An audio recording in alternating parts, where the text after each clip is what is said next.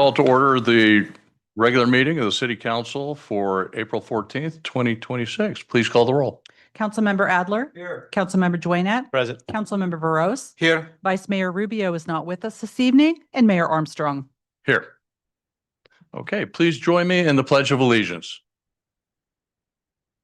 I pledge allegiance to the flag of the United States of America, and to the republic which stands one nation, under God, indivisible, with liberty and justice for all.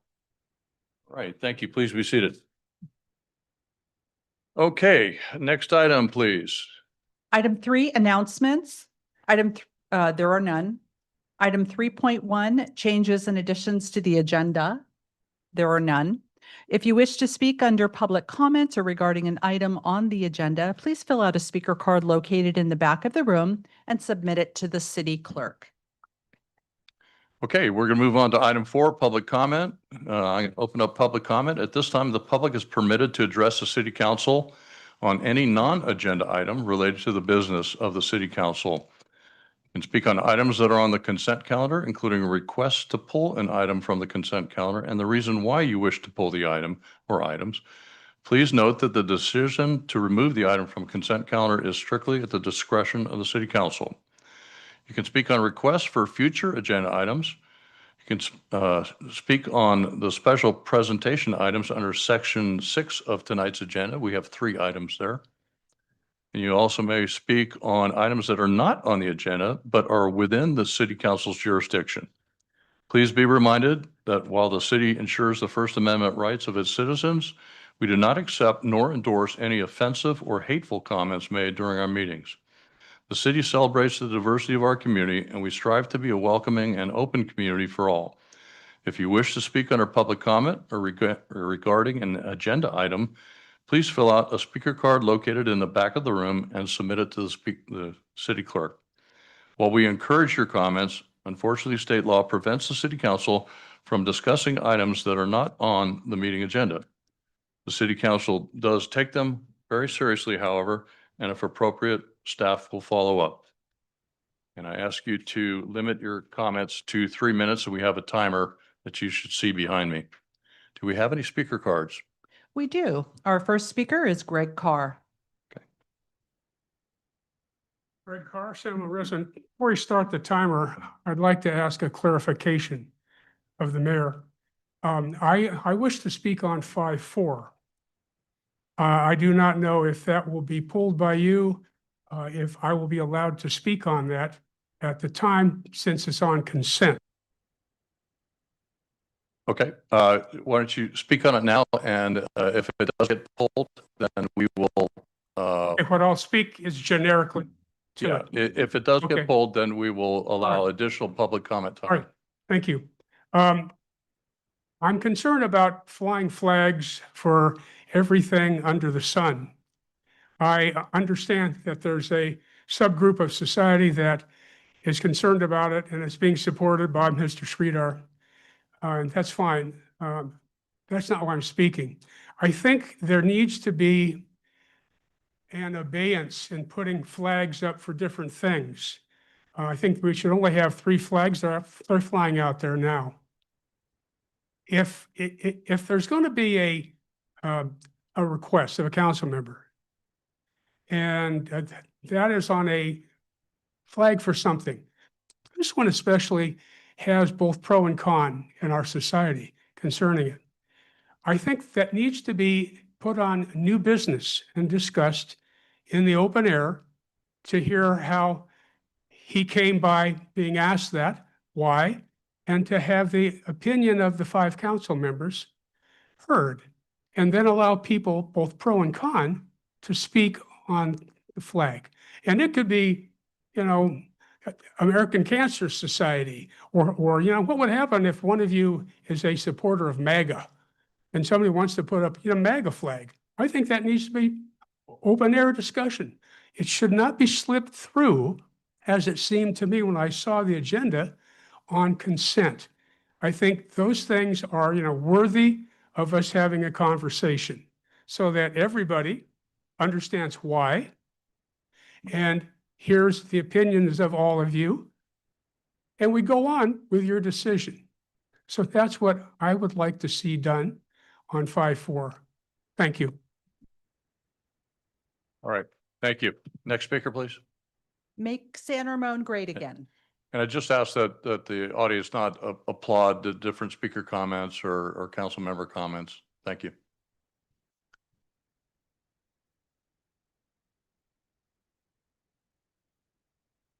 I applauded because I wasn't sure if you're going to give him the time. I was going to pull the same thing as well, but I don't think you will. I don't think you're gonna allow him to pull it. So whatever. I'm going to save my time in making San Ramon great again. I was very disappointed when I attended an infrastructure meeting this past week that I realized that Councilmember Veros, you really should not continue to be our council member. You seem to have lost your focus on what a council member is supposed to do. You are very mindful of things that are not really in your jurisdiction, such as flying flags or going to different social opportunities because of your position. However, I was truly appalled that you were going to instruct the staff to lower our infrastructure, specifically the pavement well-being, from 76 in points of 100 down to 72.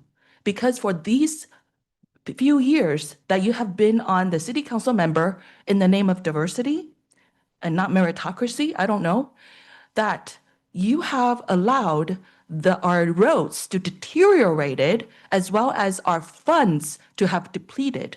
That now, as wealthy as our city, the city of San Ramon, does not have the amount of money needed to continue to keep our pavements at 76. Shame on you. I cannot vote for you because I don't live in your district. However, as a citizen of this country and of this state, I have every right to tell you do not have my confidence to continue to be my council member. Also, I was really appalled that one of the council members, Councilmember Adler, was going to start a meeting that you completely forgot about without quorum. I was really confused as to why is it that one of you guys do not understand what a quorum is for a committee business, and one of you completely forgot about you have really bread and butter that is in your jurisdiction as a council member that you didn't even show up and didn't even bother to call the clerk why you were running late. Sometimes, everybody runs late. Here and there, it's forgivable. It's understandable. I'm an empathetic person, but you completely forgot. What was your mind on? On flags? I don't understand. Please. I also want to ask you guys to please be aware of taxes coming up from California that is going to steal from our city again. So I would like you guys to please stop stealing our money to go fund electric car, which you drive. Those pumps pay with your own money, not my money. Thank you. Thank you. Next speaker, please. Susie Ferris Inderkum.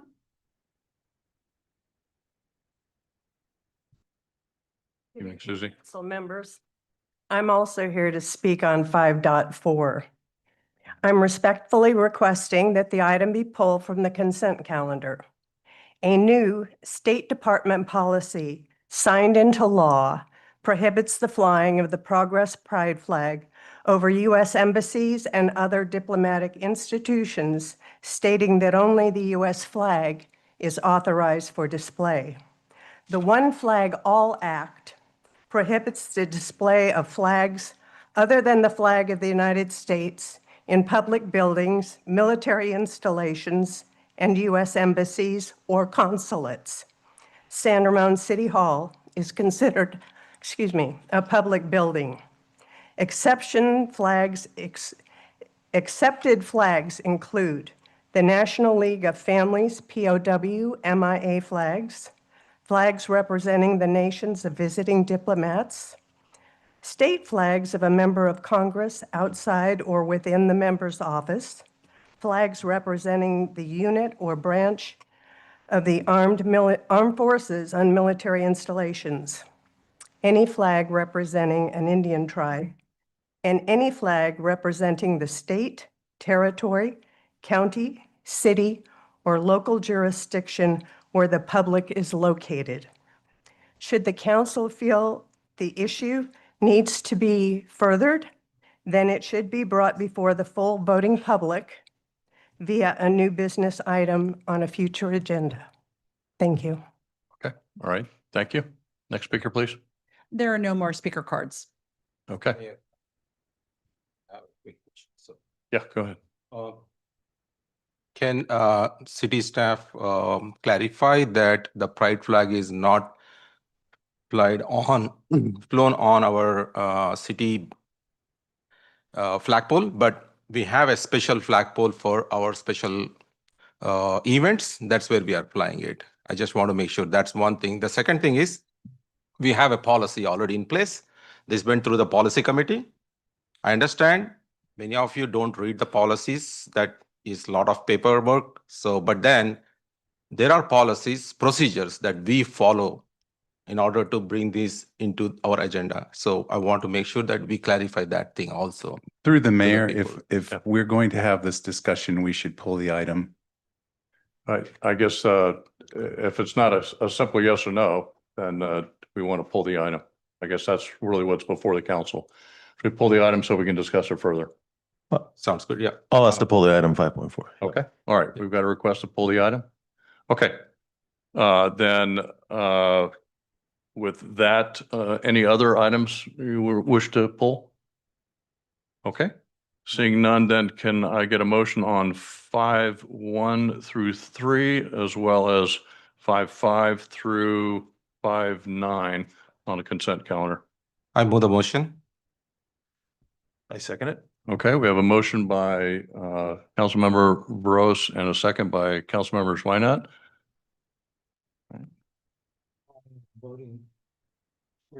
Did you lose your voting screen there? Okay, can we see what's going on?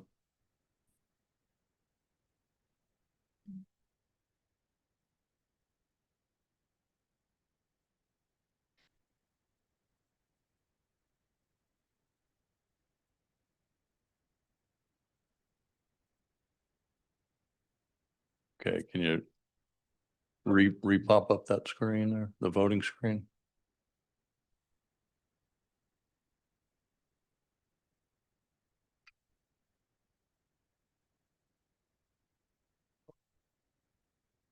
There you go.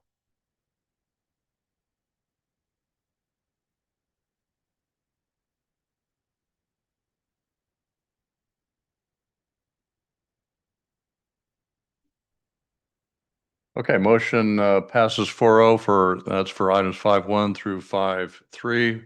We will defer 5.4 and also passes for 5.5 through 5.9. So now we're going to move on to item 6, special presentations. And the first one is a proclamation declaring April 19 through 25, 2026 as National Library Week. And we have with us today, we have a presentation to Dr. Francis Adebola Wilson, the San Ramon Senior Library Manager, and Elaine Pedley, Doherty Station Library Manager. So, join me up front.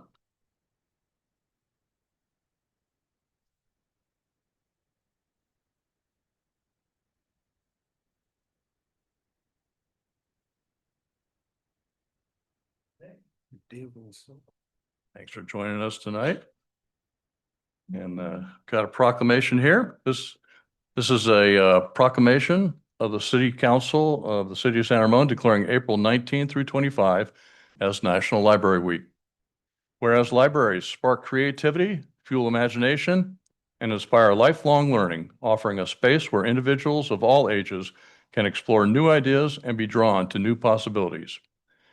And whereas our San Ramon libraries serve as vibrant community hubs, connecting people with knowledge, technology, and resources while fostering civic engagement, critical thinking, and lifelong learning. And whereas San Ramon libraries provide free and equitable access to books, digital tools, and innovative programming, ensuring that all individuals, regardless of background, have the support they need to learn, connect, and thrive. And whereas libraries partner with schools and organizations connecting the dots to maximize resources and expand access to essential services, strengthening the entire community. And whereas libraries nurture young minds through story times, STEAM programs, and literacy initiatives, fostering curiosity and a love of learning that lasts a lifetime. And whereas libraries protect the right to read, think, and explore without censorship, standing as champions of intellectual freedom and free expression. And whereas dedicated librarians and library workers provide welcoming spaces that inspire discovery, collaboration, and creativity for all. And whereas libraries, librarians, and library workers across the country are joining together to celebrate National Library Week under the theme, Find Your Joy. Now therefore be it resolved that the City of San Ramon does hereby proclaim National Library Week, April 19 through 25, 2026. And during this week, all residents are encouraged to visit their library and celebrate all the ways the library helps the San Ramon community find joy. All right, and I've got two of these, so I'll give you each one of these. I'll give one here to you, Francis. Nice. All right. Also to you, Elaine.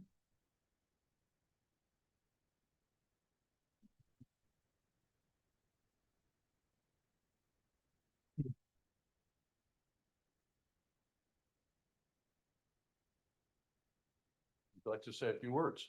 Okay. There you go.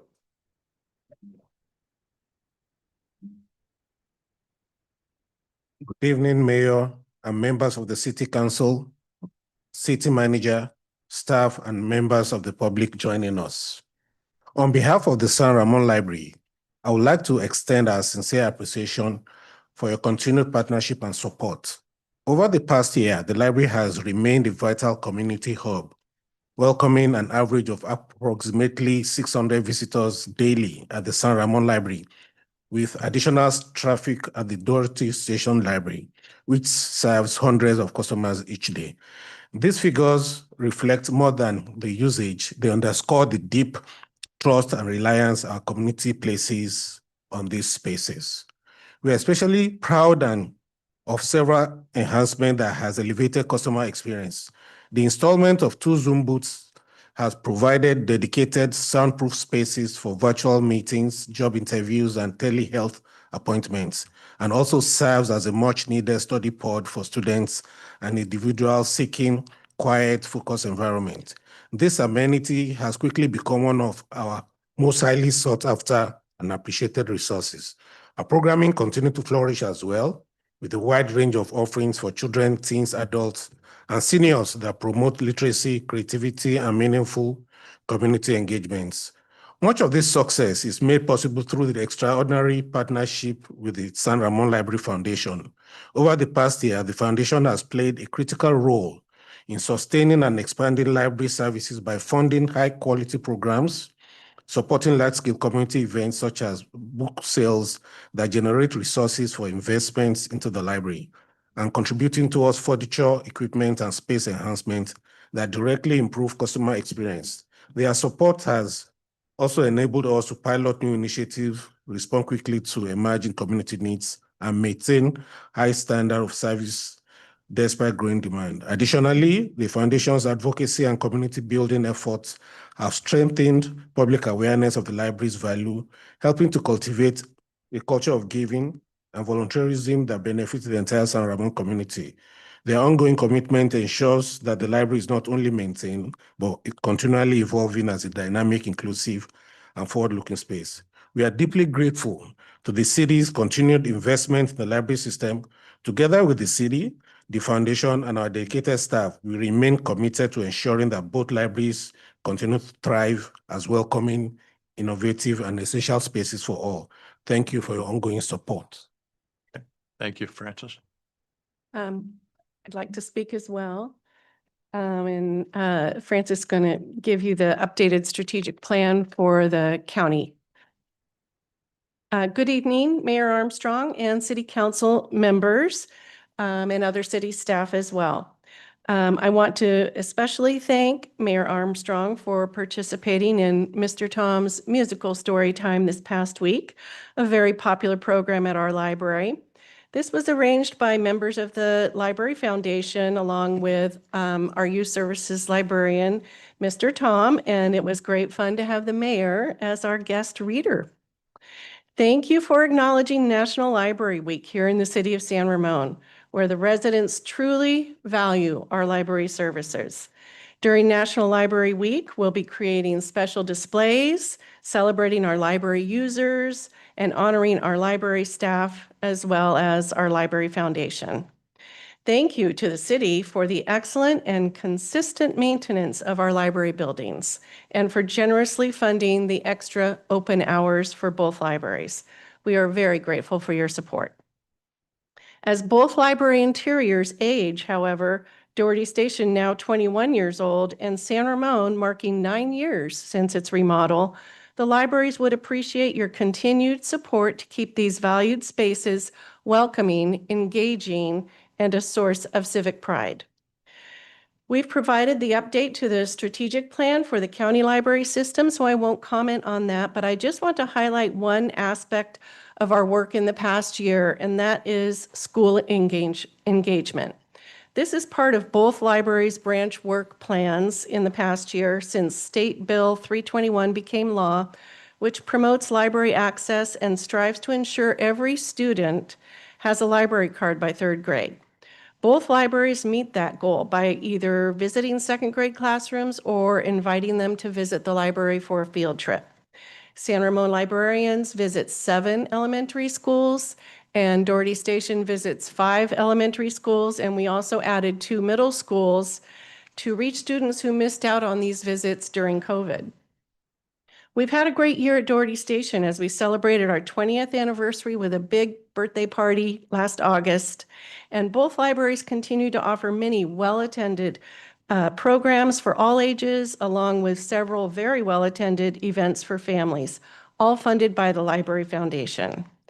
More people are visiting our libraries this past year as both libraries recorded increased foot traffic. We look forward this summer to partnering with the city up at Doherty Station in the 3rd Thursday Arts and Eats events at Doherty Station Complex with food trucks. Very exciting. This evening, in your budget discussion, you'll be talking about revenue, crucial to running this city.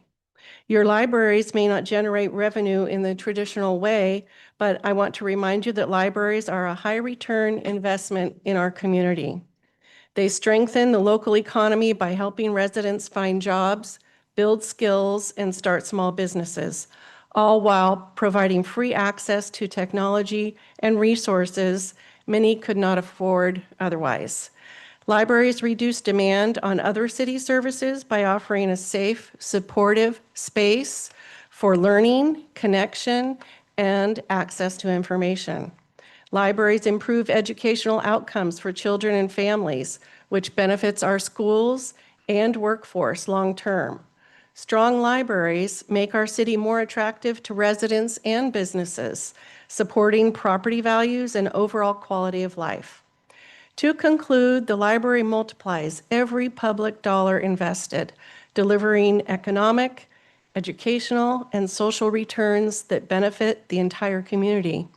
So along with the many users of our libraries, Francis and I thank you for supporting these valuable institutions and celebrating library joy with us during National Library Week. Thank you very much. Thank you, Elaine and Francis. I think any council members wish to make any comments before we move on to the next proclamation. Just very quick, as a committee member on the Library Foundation, congratulations, and I'm very happy just the work and the empathy that you and the team have provided. And I think it's you're right, Elaine. It's a force multiplier in our community. So thank you, and to this team and to the staff for really making it special here for us in San Ramon. Thank you again. Thank you. Councilmember Rose. Thank you very much for your services to our community building. As you mentioned, libraries play a key role in our community building, especially in providing equal access to technology, knowledge, as we continue to evolve, especially the libraries need to continue to evolve in this technology world. I see a lot of youth nowadays, they are struggling to get jobs. And one of the places that they visit is to libraries so that they can upscale their academic language as well as their knowledge base so that they can be up to speed. Also, it's helping with their resumes. If we can add any additional services to this youth, that will be great services for it will be a great helpful services for our youth. So once again, thank you for all the great work you do for the community. Thank you. Richard? Yeah, congratulations on the proclamation. Libraries are just so essential, I think, to our country, but especially to our local community. And I'm glad that we have a couple really good libraries that, kids can go to, especially maybe after school. If they can't go home right away, they can go to the library and read and develop skills. And these skills are essential throughout your entire life. Reading is always going to be important. So thank you for what you do to keep this important element in San Ramon. Yeah, and I'll just, go ahead, Elaine. No, I just said thank you. Okay, I'll just close it out by just also extending my thanks for all you do. We've got a great library advisory committee, great library foundation, and as mentioned, it's the county that really runs the library system, but it's our city that actually does the maintenance and the upkeep of those libraries. So it's really important that we keep the funding up for those. I'm glad we could restore the hours last year, and I really enjoyed reading with Mr. Tom. He is a treasure. He is really great. It was a great story time, and I look forward to the opportunity for any of us to do that in the future. So thank you, Elaine. Thank you, Francis, for all that you do and what the libraries do for our community. As we've said before, San Ramon loves its libraries, and so keep it up. Keep up the great work. Thank you. All right. We have another proclamation now, and we're going to move on to item 6.2, proclamation declaring April 2026 as Arts, Culture, and Creativity Month. We have a presentation to Ranjini Venkata, founder of the Visual Arts Society of San Ramon, and James Daly, owner of the San Ramon Academy of Music. And Councilmember Adler is going to take this one.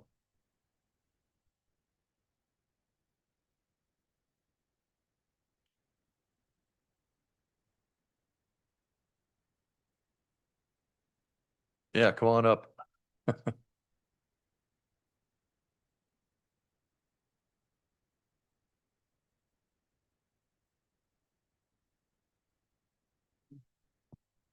Glad you're both here today. I'm going to read the proclamation. It's a proclamation of the City Council of San Ramon declaring April 26, 2026, Arts, Culture, and Creativity Month. Whereas Arts, Culture, and Creativity Month in April marks the 8th annual statewide celebration, first celebrated by the California Legislature in 2019. And whereas the City of San Ramon recognizes that arts, culture, and creativity are essential public goods, vital for the health and growth of thriving communities. And whereas arts, culture, and creativity bring joy by uniting communities, inspiring individuals, and celebrating the richness of our city's diversity. Whereas art, culture, and creativity shape neighborhood character, attract tourism, foster civic pride, and contribute to public safety and social well-being. And whereas creativity sparks innovation, provides youth with a well-rounded education, and equips our future workforce with critical skills and civic values. And whereas arts, culture, and creativity drive local economic growth, stimulate business activity, create jobs and workforce opportunities, and serve as essential pillars for small businesses. And whereas the city's local artists, community partners, and cultural arts staff lead efforts to advance the arts through events, exhibitions, performances, partnerships, and programs. And whereas these collective efforts across our community promote innovation, prosperity, equity, and enrich the lives of all residents, now therefore it is resolved that the City Council of the City of San Ramon hereby proclaim the month of April 2026 as Arts, Culture, and Creativity Month and encourage all residents to join the celebration. And I want to both give you a copy of the proclamation. You're both deserving, and I'm glad you're both here. So let me go ahead and give it, Ranjini, let me give this to you. I think we got stuff on there, but you can take it off.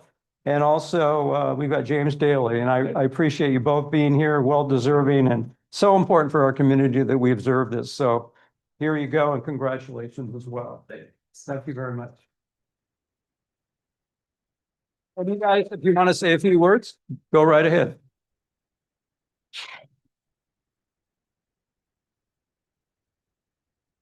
Good evening, Mayor, council members, and the members of our community. On behalf of the Visual Arts Society of San Ramon, I'm incredibly honored to receive this proclamation. And I want to thank the city for honoring April as acknowledging April as our Arts, Culture, and Creativity Month. I would especially like to thank the city staff and the members of the Arts Advisory Committee with whom I've had the privilege of working very closely with for the past several years to bring about so many arts events and communities with shared ideas and events. We saw that together how much the community values the arts through conversations and shared initiatives. So this recognition especially is very meaningful to me coming at this time from the city because I can see how much the city values the arts and invests in the arts for the future. And I'm grateful to be part of the city that really believes in the power of creativity because a city that invests in the arts is a city that really invests in its people and its passion and the future. So thank you so much. And I'm looking forward to this partnership to build a really thriving community here in San Ramon. Thank you. Okay, thank you. All right, James?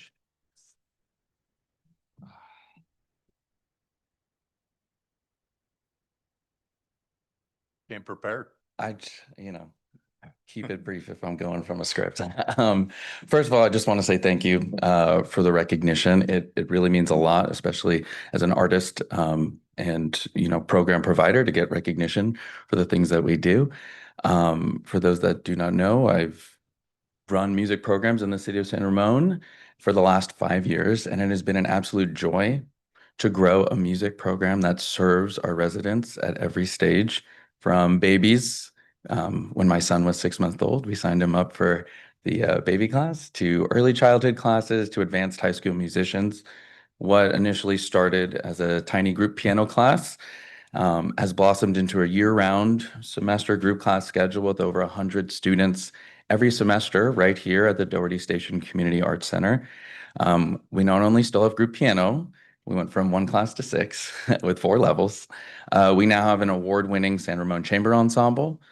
We have a San Ramon Youth String Orchestra. We have choir, music production, group percussion, and so much more. We're even able to offer private lessons because of the versatility of the remodeled center. It's truly an immersive musical ecosystem and environment. And I would say that the center has really become a hub of creativity, art, youth, and inspiration. To see our students connecting in the halls with some of the other musical theater kids from another program, talking to orchestra kids, the art galleries on every floor. It has really become the heartbeat of arts in this community. And I just want to say what makes this work so meaningful is not only the instruction that I get to participate in myself, not just as a program provider, but also an arts educator. It's the way that we see music connects with our community. I want to thank the city for their support and partnership As a result of that, our students have had the opportunity to participate in events like with Miss Elaine at the library last winter at their winter festival. Our string orchestra got to play for kids. They loved it. Our chamber ensemble has played at the art gallery openings. We've performed at the Art and Wind Festival. And again, Doherty Station has just been an incredible home for us. And I especially want to thank Adam Chow and Rhiannon Thomas for being such strong advocates for our program when we didn't have much. They believed in the vision and what we were doing. And now to see what the program is and where it can still go is a really, really beautiful thing. So again, as a teacher, program developer, and as a parent in the community, I've participated in our arts programs on all levels. And as a result, I am deeply proud and deeply invested in this community. And I just want to say I am very much looking forward to the future because of partnerships with the school district, California Symphony, scholarship efforts, all these things to create more opportunities for the families of San Ramon. And it's because we are in a community that values arts, that values the importance of arts education. So thank you all. Appreciate it. All right. Thank you, James. All right. Comments from the council. Let me start down here with Councilmember Adler. Anything? Sure, this is the second essential component of San Ramon, I think. The arts, culture, and creativity is just so important. I'm always blown away by, in the art world, the different styles and where people come up with ideas, and it's very inspiring. I mean, we have art here in the council building and City Hall, and we have it all around the city, the library, and it's just great to see what people are capable of doing and also have it out there so other people can see what they've done. And also the music, I mean, that's kind of the heart and soul of humanity, I think, is music and the arts. So thank you for being here, and congratulations on receiving the proclamation. Come down this way. Is air guitar a talent?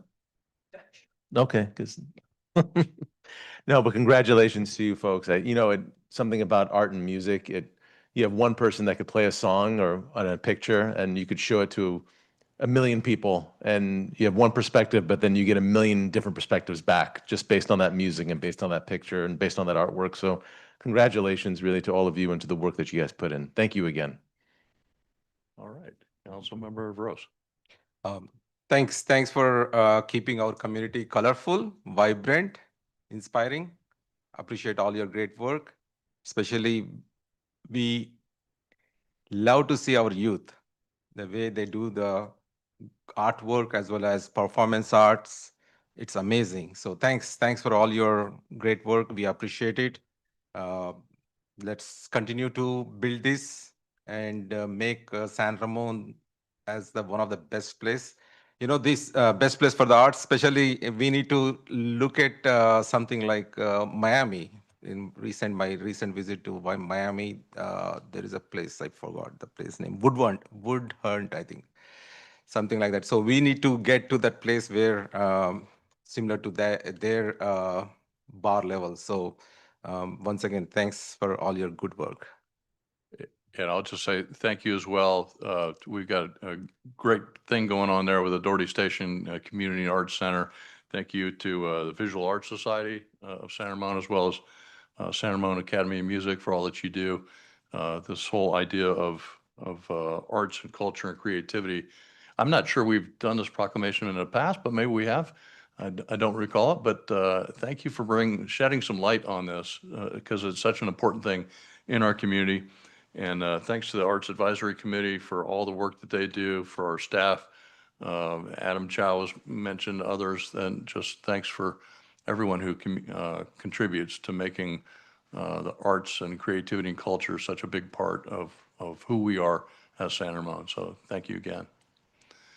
All right, we're going to move on to our next proclamation. That's item 6.3. This is a proclamation recognizing the San Ramon Valley Islamic Center and San Ramon American Muslim community for their contributions to the San Ramon community. Presentation to Farida Bara, President, San Ramon Valley Islamic Center, and Musa Tariq, Policy Coordinator, Council on American Islamic Relations. So it's Councilmember Rose, you got this? Okay.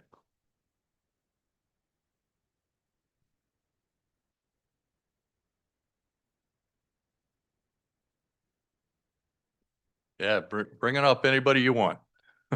That's fine. Oh, youth committee, okay, awesome. So shall I first read, then give it to them or? Sure, For you? sure. Yeah. Okay, so I'll just read, then we'll do the photo shoot. Okay, great. Salam alaikum. A proclamation of the City Council of the City of San Ramon recognizing the San Ramon Valley Islamic Center, SRVIC, and the San Ramon American Muslim community for their contributions to the San Ramon community. Whereas freedom of religion holds distinction as a cherished and essential right and a fundamental value upon which this nation was founded.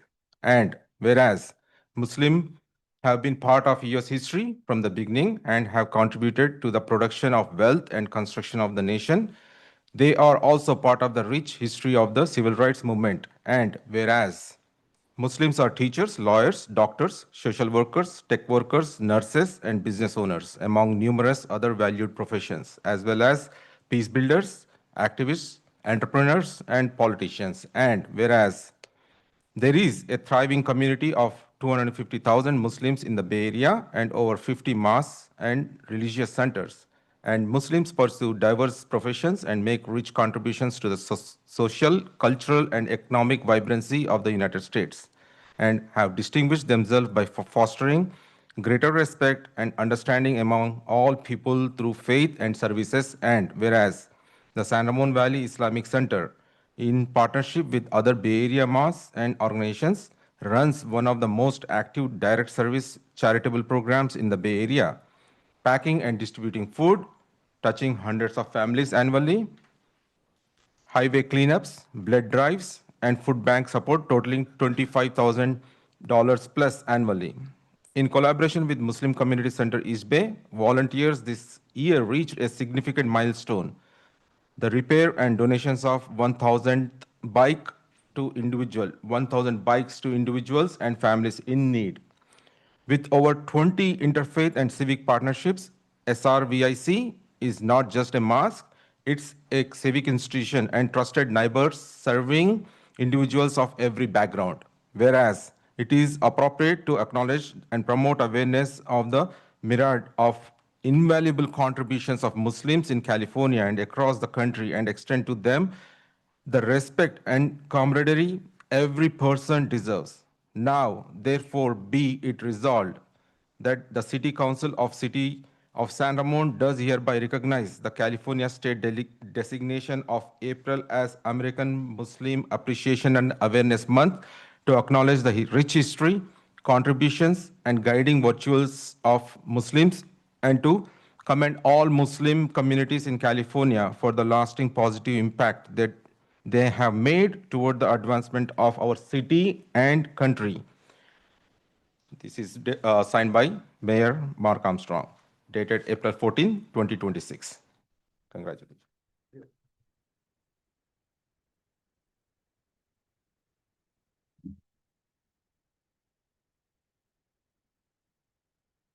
Everybody can join. Yeah.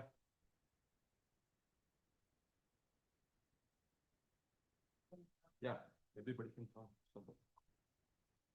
Yeah, please.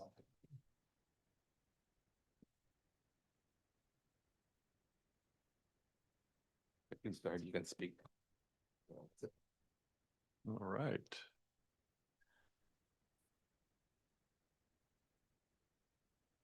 Good evening, Mayor Armstrong and honorable council members and staff.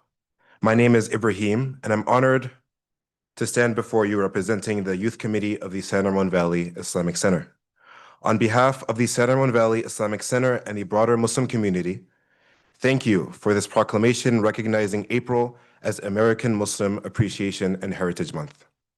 This recognition is very meaningful to us. It reflects both the longstanding contributions of Muslims in this country and the role our local community plays here in San Ramon. At the San Ramon Valley Islamic Center, we strive to serve our neighbors through initiatives like food distribution, flood drives, blood drives, and interfaith partnerships, efforts that bring people together and strengthen our city. As youth leaders in the Muslim community, we are especially inspired to continue this work by giving back, building connections, and contributing positively to our community. For example, this past November, the Youth Committee partnered with the Interfaith Council of Contra Costa County to host a coat drive.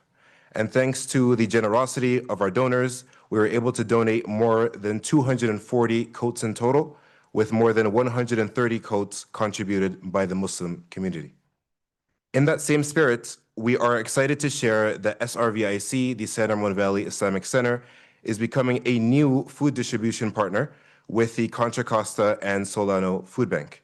We will be soft launching the food distribution this weekend with a goal of serving up to 150 families on a biweekly basis. Once again, thank you for this recognition and for your continued support of our community. Thank you. All right, thank you. Others that wish to speak? No? Okay. All right, council members, coming down this way. Council members, why not? Assalamu alaikum. And Mabruk, congratulations. And it's really great to see that the community leadership starts, at a very young age. And we're very proud to have the Muslim community and you guys really take the lead in helping our citizens and helping each other. So thank you again and congratulations. Very well deserved and a great recognition all around. Congratulations. Thank you. Okay. Come down to Councilmember Adler. Yeah, it's really a pleasure that we could present the proclamation to you and that you could be here with us today and kind of get the word out. Maybe there are some people that don't know about your organization and your center and want to be a part of something really important and loving and good for the community. So you've brought that to our attention and look forward to seeing you throughout the year and throughout the years as you help build San Ramon in the future. Thank you. Thank you. Councilmember Rose. Thank you for all your great contributions to our community. It's great to see, as the council member Joanette said, it's always great to see our youth being part of this leadership. Thanks to all elders and parents who are supporting them. San Ramon is all about diversity, and we are very happy and always there to support you for all your endeavors that can make our San Ramon city a better place to live, continue to make it better. So we are always there. You can just call me, or if you need, email me, anything that I can do from my side. So once again, thank you very much for all your great work. Thank you. Thank you, Ibrahim, and thank you to all of you who attended this evening and for all that SRVIC does for our community. I loved hearing about the food partnership that's coming up. We do this annually. We recognize all the great work of our Muslim American community here in San Ramon. So thank you, and pass on our thanks to those in the community for all the great work that you do on behalf of our city council. So thank you. Thank you so much.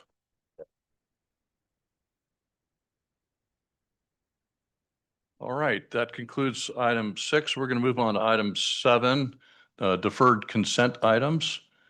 And so we have pulled item 5.4, which is a resolution number 2026-041, approving the display of the Progress Pride flag. The recommendation is approve that resolution, but do we have a staff report, please? So good evening, Mayor and council members. The item before you is a request to display the Progress Pride flag during June of 2026, consistent with the city's flag display policy. If approved, the flag would be installed at the corner of El Costa Boulevard and Bollinger Canyon Road and shown on the City Hall marquee. On April 28th, 2021, the City Council approved a resolution adopting a use of city flagpoles and flag display policy.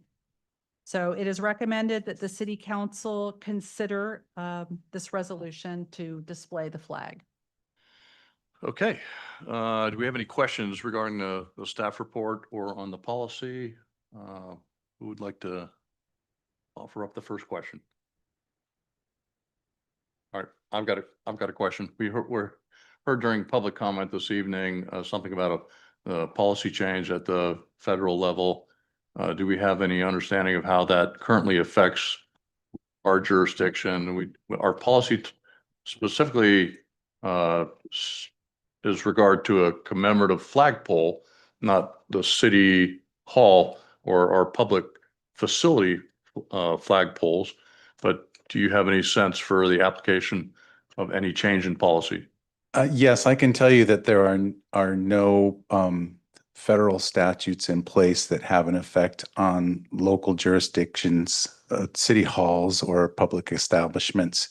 So the city is free to adopt its own policy and fly the flag as its own city speech. Okay. Other questions? Comments or questions? There's questions, right? Yeah, just questions for now. None? Okay, then I'd like to open it up for public comment on this item. And do we have any speaker cards? We do. Our first speaker is Greg Carr. Greg Carr, San Juan resident. I need not take your time up. I already spoke my view of this during public comment. That stands. I think that, again, anything that we approve to put up on a flagpole in this city needs to be approved by the five of you, and we need to hear from the five of you why and your justification for it. Because the community, as you have expressed, especially you, Mr. Veros, is a diverse place. And people have diverse opinions, and I think they need to be heard. Thank you. All right, thank you. Next speaker, please. Make San Ramon great again.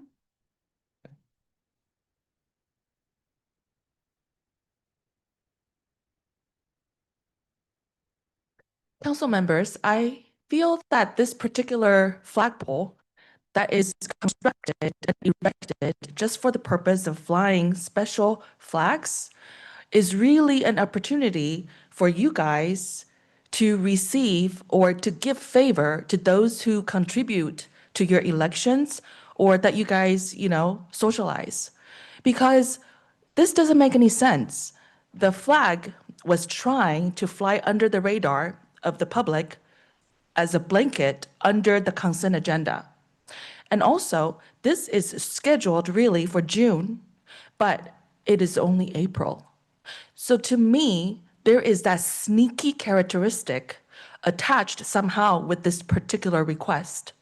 And for some reason, it is always the same council member every year. I confirmed that this morning with the phone call. Year after year, this particular flag is always requested by Councilmember Veros. What does that tell me? That tells me that only he cares about this, and none of you really do. Now, you should open yourself up then if this is not a perk. I should be able to come to you and fly whatever flag that I think, is worthy, whatever that could be. However, I am not connected with a corrupt council member, so I don't know how to do this. So every year, only a particular interest group gets to do this. Despite I pay taxes, I don't know how much taxes they pay. They probably bribe. I don't bribe. So my opportunity is not the same. How is that American? Where is the equality for everyone? There is no equality. This is indeed corrupt and extremely stealthy. It should not be passed under consent agenda. Shame on you guys trying to blanket this as something under the radar of the public. I appreciate Mr. Carr for pulling this. I know I could not have done it. So it really takes everyone to keep America great and to keep San Ramon great, because I have learned that when we go snoozing, the council members becomes lackadaisical, and then you become corrupt because you don't really have to earn my votes now because you are all district represented. Before, the corrupt California forced everyone to gerrymander and vote district, I could vote for all of you. All of a sudden, I have lost 75% of my voting power as a democratic citizen. So now I can only say shame on you. I cannot vote for you but I can tell you, you do not have my confidence. Okay, thank you. Next speaker, please. There are no more speaker cards. Okay, all right, thank you. Any written comment on this? No. Okay. Yeah, I just remind members of the public, if you do have any evidence of bribery or corruption, please bring it up to the appropriate district attorney's office or law enforcement, and it should be looked into. But with that, let's move on to the council and go on with comments, and then we'll kind of end up seeing where we want to go in terms of a vote. I'll make the first comment though. This has been on consent for the 5 years since we had this policy. So this is not the first time we've had it on consent. Okay. Member Baroka.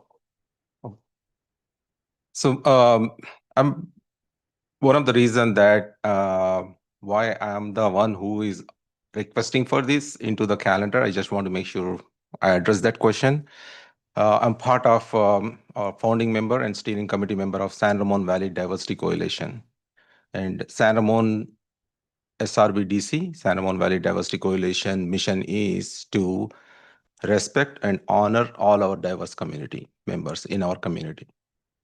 We need to hear their voices, understand their concerns, and apply effective measures to address their concerns as well as their requests. So that's a part of SRBDC. That's the reason that is coming through me most of the time. I work with many other diverse communities, right? So we should be proud that San Ramon is a hub for diversity, and we should be respectful. We should take care of our community members. That's the reason they elect us. And if we deny their privilege to be part of this community, then it's pretty much we are denying their basic civil rights, which is not acceptable. So for me, this is the right thing to do. That's why I always put this request and I always support it. That's my comment. Okay, all right, thank you. Councilmember Reinert.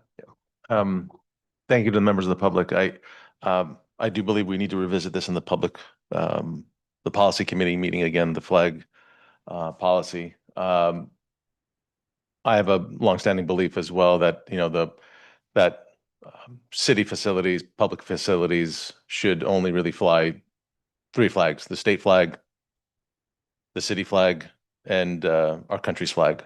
I do see the parks make better flag. I don't think even that flag should fly. I think only 3 flags should fly on city property, and those are the only 3 flags. Notwithstanding anything else, I don't think there's anything that the city does that obstructs people's freedom of speech. We have no policy against renting out halls to people that want to celebrate Pride, celebrate Black History Month, celebrate whatever.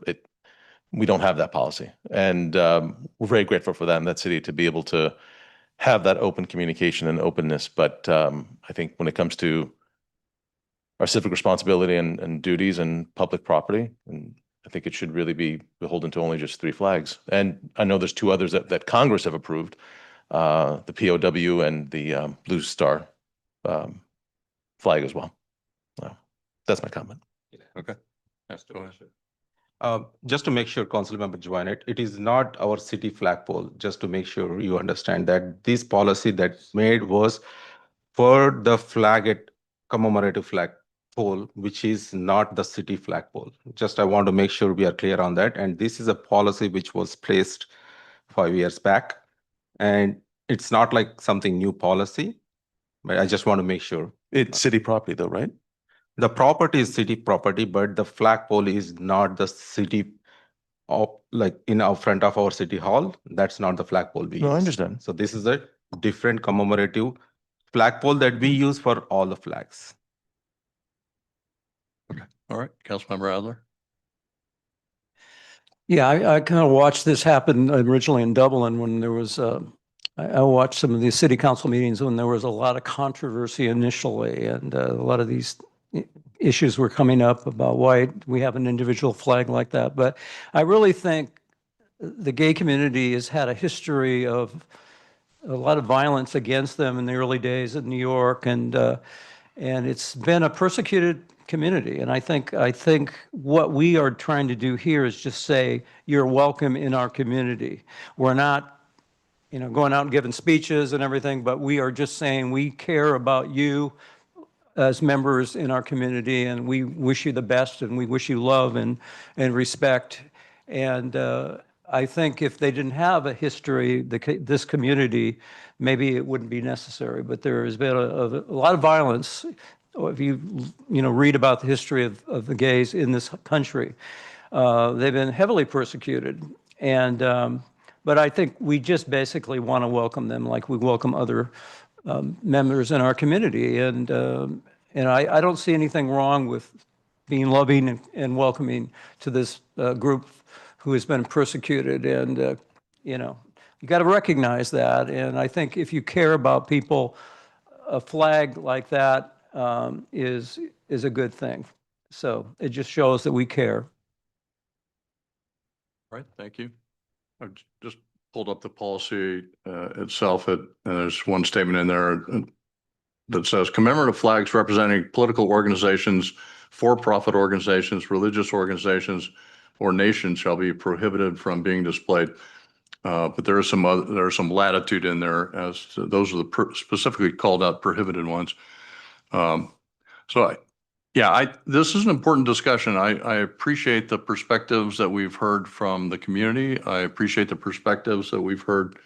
I've heard from my colleagues. Our flagpoles, they're not public forums. They're a form of government expression. So when we raise a flag, it represents the city of San Ramon and the values that we choose to communicate. We've talked about some of those values tonight. In past years, we've approved flying the pride flag as a statement of inclusion, that everybody in our community is seen, is respected, is welcome. That intent matters, and it matters in a meaningful way. But at the same time, I also recognize that some view this differently today. And we have concerns about where we draw the line with our commemorative flags. So the question that's really before us is not really just about one flag. It's to me, it's about consistency. It's how we uphold our policy while balancing inclusion with our responsibility to represent the entire community. And having said that, I think that the decision we make tonight should be grounded in clarity and consistency and respect, but with the goal of bringing our community together.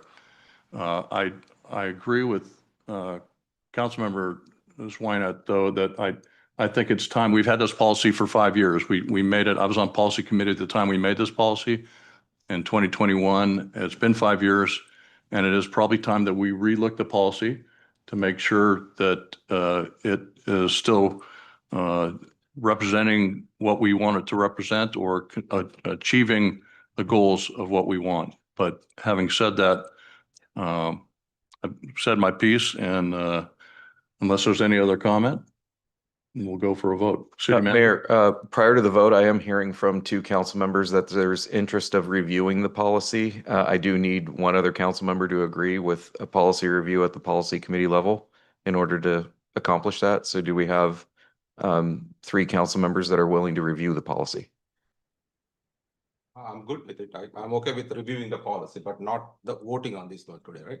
Yeah, we're still going to vote on Right. the matter at hand is for this current month of June that's coming up as to whether or not we display the pride flag. The future policy discussion is a separate issue. I was just looking for direction to put it on a future policy committee agenda to review the policy. So if I have 3 nodding heads, at least, hopefully 4. Yeah, I'm good with having this policy coming back and to review. That's not a problem for me. Yeah, I think the other thing is that we're voting tonight one way or the other on the current issue, but also once it goes to policy, if there were to be any kind of a change, then we would have the opportunity to have the full council consider that as well. Considering this is a policy and we have a policy committee, it'd be prudent to take it to that committee first for input, and then we would bring it back to the full council for review. Yeah. Okay. All right, any other questions or discussion? Okay. All right, so we'll go ahead and vote.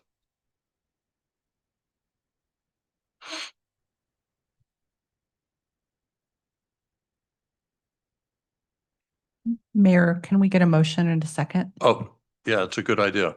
Thank you. Can I get a motion? Do I need to read everything or is it okay to say, Uh, let me get that one. yeah. So, Can I get a motion to approve 5.4 as a resolution number 2026-0441, approving that's an approval for the resolution, the display of the Progress Pride flag. And again, there's some issues here, so we're voting on that unless someone offers an alternate motion. So I move the motion, 5.4 resolution number 2026-014, approving the display of the Progress Pride flag. I second that. All right, we have a motion by Councilmember Rose, a second by Councilmember Adler. And please put up the screen.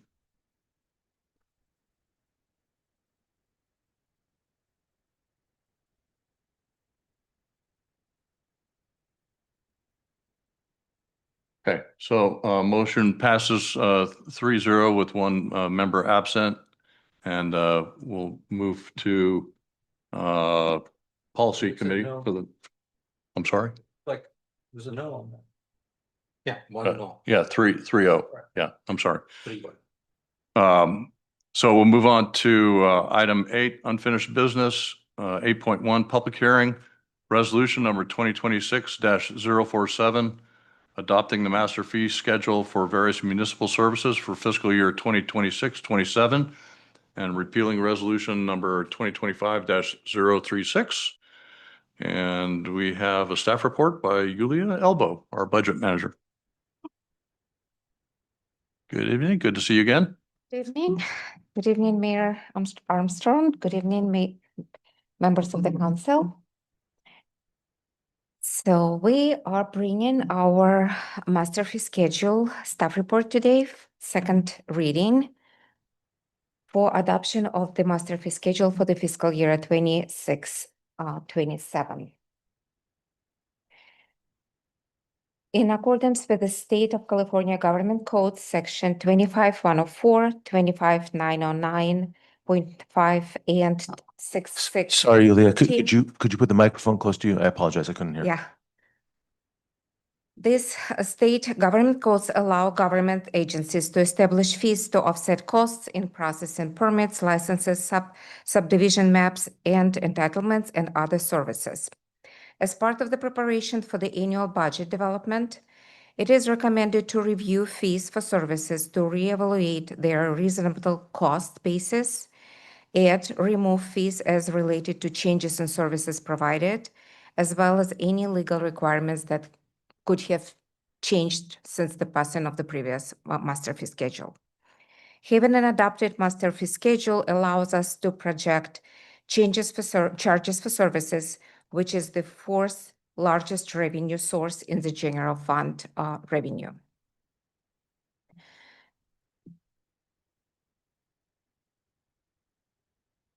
In the past, the city would engage consultants to reevaluate professional services, to reevaluate reasonability of the user fee charges for services.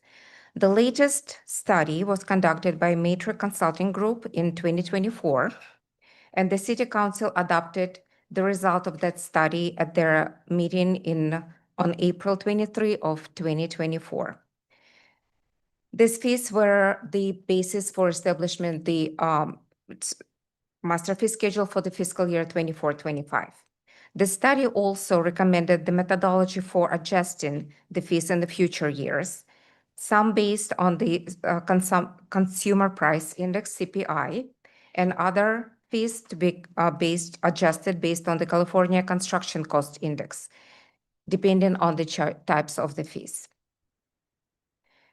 In addition, in accordance with the Mitigation Fee Act AB 1600 provisions, as amended by AB 602, The next study shall be updated at least every 8 years. This past year, the latest fee study was previously to current year, the latest fee study was conducted in 2017.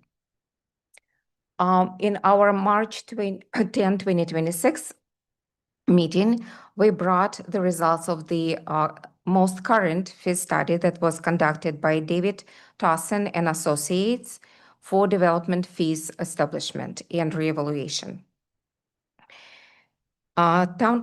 City Council approved that next study at that meeting. It also provided recommendations for the appeal fee structure and set a public hearing date for the adoption of the fiscal year 26-27 master fee schedule. During the meeting, when the fees were reviewed, the council provided direction on the appeal fee structure. And that we will come to this a little later, to the appeal fee structure. So overall, there are 1,013 fees in the new fee master fee schedule for the fiscal year 26-27.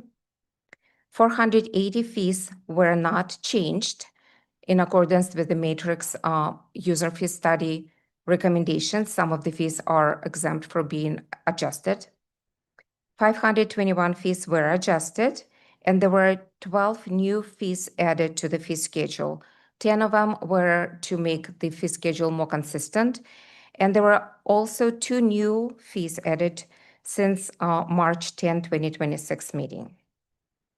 Those new fees are collection agency administration fee, which will be charged per case at actual cost, and firearm storage fee, which will be charged per month per case. From the fees that were adjusted from 221 fees, 424 were adjusted at the CPI index of 2.82, and 30 were adjusted using the construction cost index of 0.6%. Remaining fees were adjusted based on the actual labor cost to reflect market rate and to be consistent across all of the locations. I wanted to give a little more clarification of these 2 new fees that were added after the March 10 meeting. Particularly, collection agency fees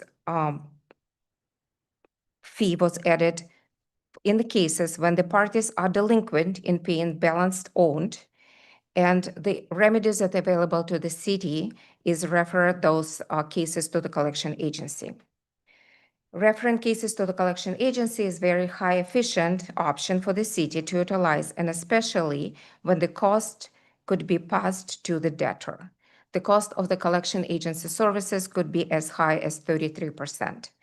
And setting this fee at actual cost allows us to not pass the cost of the delinquent account to the City of San Ramon's taxpayers. The other fee that was added, firearm storage fee, is applicable to the situation when the firearm is confiscated during a call for service. After a 5-day grace period, and monthly fee is charged to cover the storage, inventory, and compliance costs. Victims of firearm theft are exempt from this fee during the pause period and litigation. Owners received notice of fees and may sell or transfer the firearm to a licensed dealer. In addition, there is one clarification to the language in the attachment to the resolution, and that clarification was requested by the Parks and Community Services and is read as follows. For fees that are currently defined as nonprofit, it should read San Ramon-based nonprofit organizations, and fees that currently stated as resident, non-resident nonprofit, they should be read as San Ramon resident, non-San Ramon-based nonprofit organizations. Okay, Can you say again where that is? These are pages 14, 15, 16 of the attachment to the resolution. In the Parks Community Services section of the fees.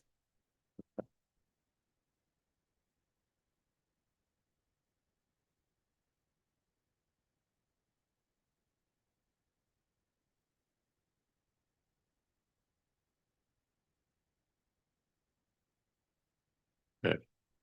Just give me a second, and I'm going to probably ask you to say it again Of course. because I don't have it as page 14, 15, and 16, but.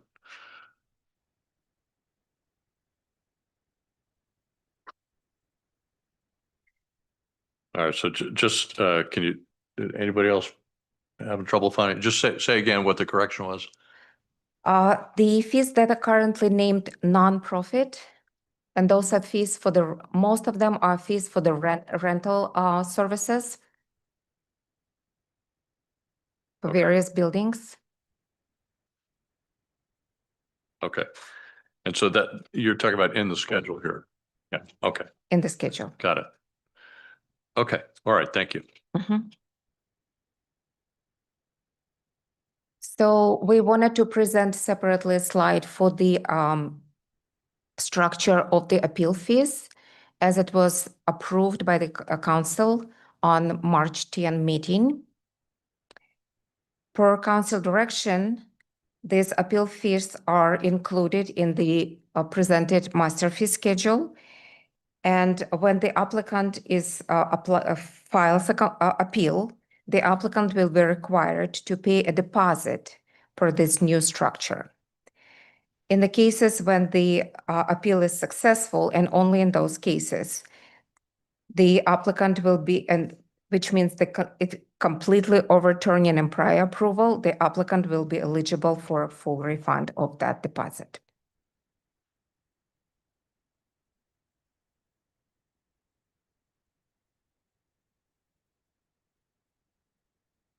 Now we come into the financial impacts of this new fee schedule. City Council's directives have been implemented to fully recover costs of providing services unless those fees were exempt, as per study matrix user fee study in 2024. Specific financials impact will be different depending on the type of the fee and where that fee brings the revenue to the general fund or other funds. Most of the impact derived from the Nexus fee study will be in special revenue funds and not in the general fund. And the finance department will continue to administer and reevaluate master fee schedule and update with the aim to have 100% cost recovery or as close as possible to the 100% cost recovery. Our recommendation at the end of this presentation, we recommended to adopt fiscal year 26-27 master fee schedule as presented, including the proposed language clarification for the Parks Community Services fees as referenced on slide number 5. In addition, we want to make another notice. The resolution does not specify the date for the repeal of the resolution number 2025-03, and we will need to have a clarification on that date, and our city attorney can walk you through the process. That date should say June 30th, 2026. Yeah, if I could just direct your attention to section 3 of the resolution. It says resolution number 2025-036 is hereby repealed. I'd like to just make that clear that that resolution will not be repealed until this one takes effect. So the language then should read, this resolution shall repeal and replace resolution number 2025-036 effective July 1st, 2026. And when you make your motion, you could make the motion to adopt the resolution if that's what the maker of the motion wants to do. And with the changes as described by staff and the city attorney, that would be sufficient. Okay. All right, thank you. That's the end of the presentation. All right, thank you, Yulia, for the presentation. Do we have any questions from council members for staff? I just have a quick question, Julia, maybe to the city manager. Regarding our business license fees, do we collect the tax on receipts for business license? No, and also that's usually a point of confusion with the public. A business license fee is the fee for issuing the business license, the time it takes for the city to issue a business license. A business tax is something that cities adopt that is separate from the business license fee, and it collects revenue based on either number of employees, the gross proceeds from the business, a combination of both. Typically, for a city of our size, generating anywhere between 4 and 7 million a year. We do not have that in San Ramon. We're one of the few cities that does not have a business tax. Okay. I have no questions. Thank you. But by comparison, I think I've heard Livermore has such a structure, don't they? Livermore, don't completely quote me on this, but last time I checked, they were in the $8 to $9 million range, and a small business can expect to pay thousands of dollars worth of business tax every year. Again, separate from the business license fee, as some small business owners are indicating. I'm only laughing because my Walnut Creek taxes. Yeah, Walnut Creek has one as well. I think the only other city in the Tri-Valley that does not have a form of business tax is the city of Dublin. And it's becoming rarer and rarer to see that. Thank you. Thank you, Yulia, for the presentation. Councilmember Rose. All my questions were answered in the previous meeting. Thank you. Okay. Councilmember Adler? No. Okay. And I have no further questions either. So this is a public hearing. So can I get a motion to open the public hearing? I move the motion to open for public hearing. Okay, motion Councilmember Rose, second Councilmember Adler. And we'll need to vote on that to open the public hearing.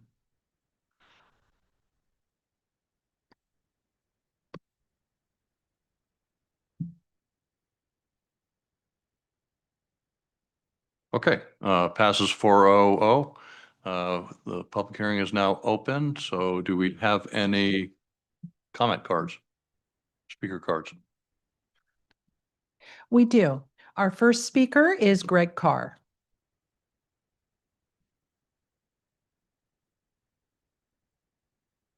Greg Carr, San Juan resident. Thank you, Yulia, for herding cats and taking care of fly specks, because that's what this job is. It's a tough job she's got. Several things I'd like to point out. Process. On the first page, page 86, recommendation. Staff recommends that the city council adopt the resolution. Okay, staff seems to like to do that through all departments. I'm surprised we don't have somebody cut that out and change the wording. But then we go to page 89.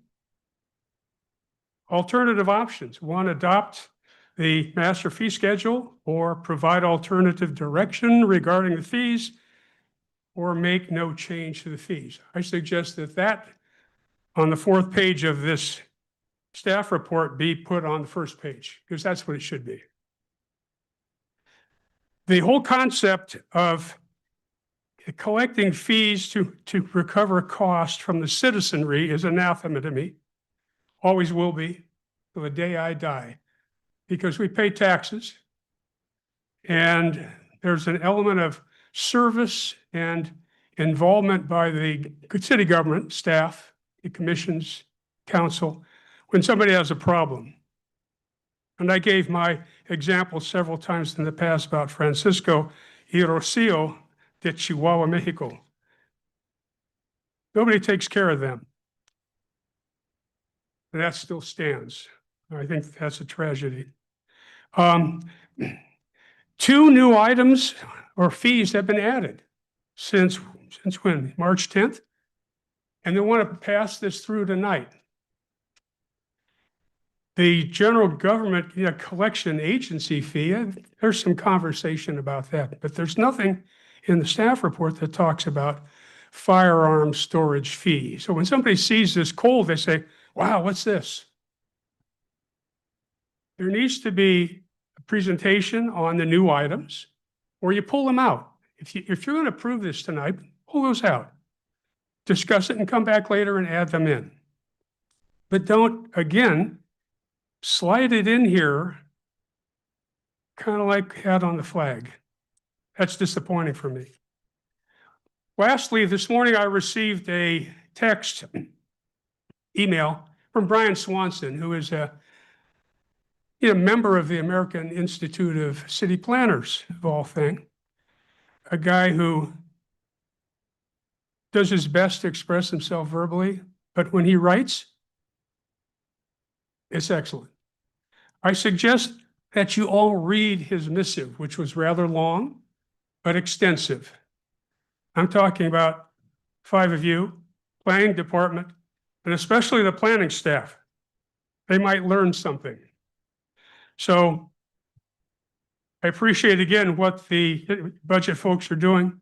That's a bad job, and you have my respect for doing it. Thank you. Thank you.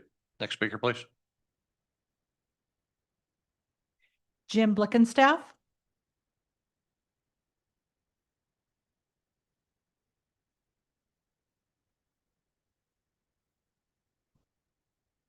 Good evening, Mayor and council members. I want to touch on 2 subjects on fees. Briefly, neighborhood parks. And that's a key factor in the park issue. I think the confusion happened with Nexus when they just started look at parks in a broader sense. And they seemed to imply that there were sufficient parks for time being, which is subjective in my mind. But the key factor is neighborhood parks. And the difference between them and a community park is you don't usually drive to a neighborhood park. It's local, it's for your community, very local. And also with the way they're building houses now, most of them don't have a front yard, most of them don't have a backyard. So the get together you used to have at your house and you'd be in the backyard and barbecue, that doesn't even hardly work anymore. It gets very complicated. And it's a different animal from the community park. So I'd say you want to relook at this in terms of supplying parks for the local community. I think it's 4 acres per 1,000 people. That's a general plan issue, and it needs to be followed because the last time we had that followed was a FRIA project, I believe, where they put 12 acres of park in for about 2,200 people. And that covered a community need too in some ways. So now you have 6,000 people in Orchards and you're going to do a 2.5 acre park, a functional park, and that makes no sense. And it's a quality of life issue that is, the city can handle this one where it can't always deal with the state demands on it. So that's a park subject I think you need to look at further.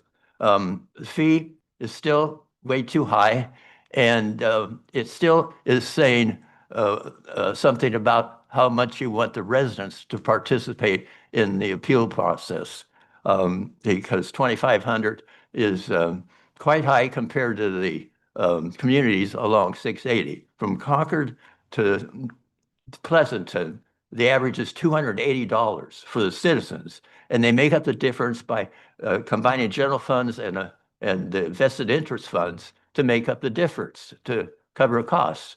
And all these cities seem to be doing quite well with that. I don't see them changing it to 2,500 or 4,500.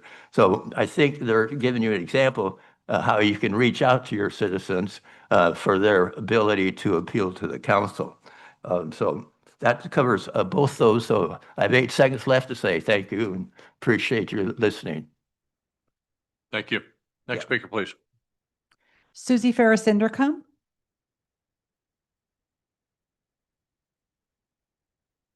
Hello again. I have a slightly more sound comment over what Mr. Carr was saying. I'm going to start, though, by just stating again that for those of us that read it and take our time to make our comments, the current packet is what we're speaking from. So when we come in here and Yuli makes an adjustment, you have to bear in mind that my comments are off that original packet. I also had called around and Lisa and Officer Allen tried their best to answer the questions around the firearm storage fee, and they really couldn't answer it. So clearly they've done some research, and Yuli was able to provide a verbal update. But this is my point. Council should not approve Resolution 2026-047 tonight unless it openly acknowledges and clearly explains whether the city has actually satisfied the applicable statutory notice and disclosure requirements for all fees now proposed for the fiscal year 26 to 27 master fee schedule, specifically the 2 newly added fees. If the city cannot identify on record which notice applies to each new fee and whether the required supporting cost data and explanatory materials are timely disclosed under the statute, then the city should defer those 2 new fees and return them separately under the correct statutory timeline rather than postpone action on the appeal fee framework. The 2 new fees, the collective agency administration fee and the firearm storage fee, but only one of those fees is meaningfully described in the current packet. The staff report provides a short paragraph explaining it. It offers no comparable explanation for the new firearm storage fee, which the master fee schedule lists as $30 per month. So there needs to be a cost explanation. The packet also does not explain what specifically triggers that fee, whether it applies to firearms held as evidence, held for safekeeping, or for something else. The lack of clarity regarding this new firearm storage fee is particularly concerning and confusing given the recent passage of the Safe Storage of Firearms Ordinance 521 that was passed on 11/28/2023. Residents can find information regarding the ordinance in Municipal Code B7-250. There is no municipal code in Chapter 12 firearms that addresses either the new storage fee or the existing retrieval fee. So I would ask that those be cleaned up, redone, parsed out, and brought back so the public has time to review them. Thank you. Okay, thank you. Next speaker, please. Make America Great Again.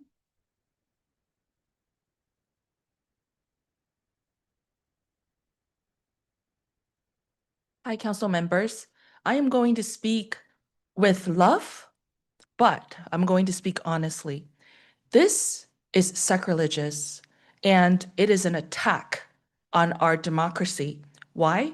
Because who in their right status as general public, member of the general public, is able to afford $1,500, $2,500? You are really trying to deter us from appealing. So what does that make you? Communist. This is a complete communist resolution that you're trying to pass tonight. And if you have any good sense in you, I hope you will refrain from passing it, but mull over it. Because your duty, your fiduciary duty, lies with us, not with the affordable housing developers, not with Sunset.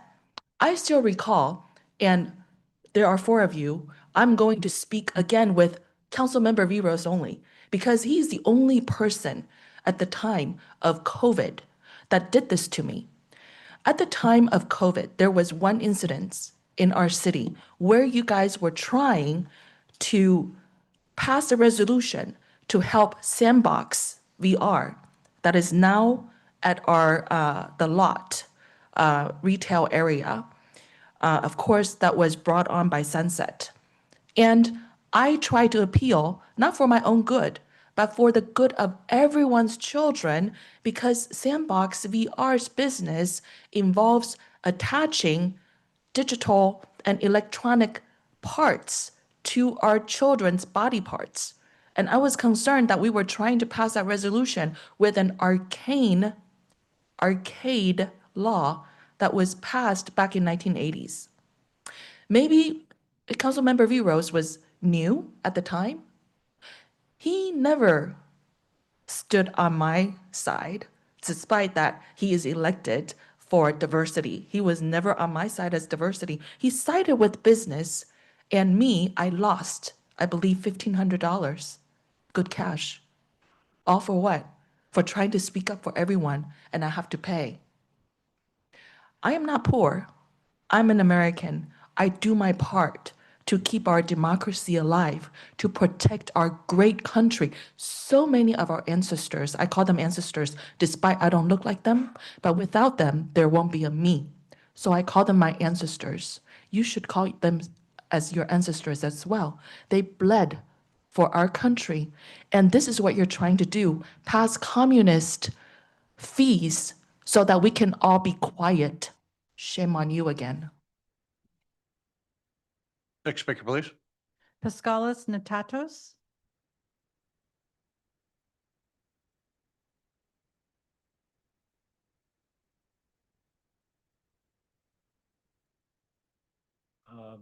Do we have an opportunity to see the schedule on the big screen, page 33, or no? I can speak. I need 2 pages, page 33 if possible, and page 2 after that. Just in case you don't have the schedule. I don't have a way to. Okay. It So, can be pulled up over there, but I can't pull it up here. Okay. Do you have the fee schedule? I don't know how to use this.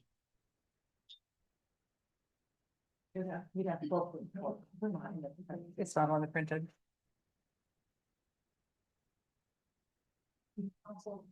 Doesn't have. The council does have it before them, Okay. so they should be able to I'll pull speak for the schedule. pull that up. Pascalis Dacho, city's residents, just came here for another pair of eyes, maybe in a different opinion. If we jump into page 33, it refers for pricing, co-sponsor groups, resident, non-resident for renting 25 yards pool. If you see there, it applies the 2.82 CPI index as an increase. And then with the fine print on the right side of the page, it refers to as round up to the nearest dollar. So some quick calculations, which I should expect to be more obvious on presentations like this. It's round up to the dollar. It makes a significant increase towards what's going to be the actual fee increase. So the 2.82%, it brings up to from $12, it brings up from $12 to $12.32. And then rounding up, it goes up to 13, and that's an increase of 66 cents difference, which means an overall an addition 5.35% increase. So the actual increase by rounding up to the dollar is 8.33. Additionally, for the resident, then we go on the compound effect where actually it doubled down, it increased the fees, it round up to the dollar plus the 25%, plus round up to the dollar. So for a resident, the actual increase is going to end up being 13.33%. And then for the non-resident, it's going to be 15.79. And these are actual numbers that we will hope they will be there. Now, don't have much time, but I'm going to jump into page 2, which refers to business license renewal. And business license renewal, you will see a 341 as a fiscal year increase from 331, 2.82% increase. First of all, as you see, from 0 to 5 employees, from 50 plus employees, everybody pays the same fee, which you can calculate if that is fair for the small business. But there is no fee of 340.5 right now, 341. If you open up the city's website, you will see the actual fee for everybody is 350.23, not 340. Plus, last year, the 341 wasn't the actual fee for all business license. Either you have one location or more. It was different pricing. Last year, I paid $236, which doesn't include right now in this document. And this year, I pay 48% more. And these are numbers that you're missing from this report. Please retract this report, recalculate, bring the right numbers. As you are exposed to litigation, fines, and maybe state audit, if you accept this proposal as valid. That's my 2 cents. Thank you. Thank you. Next speaker, please. Sharad Kathrani.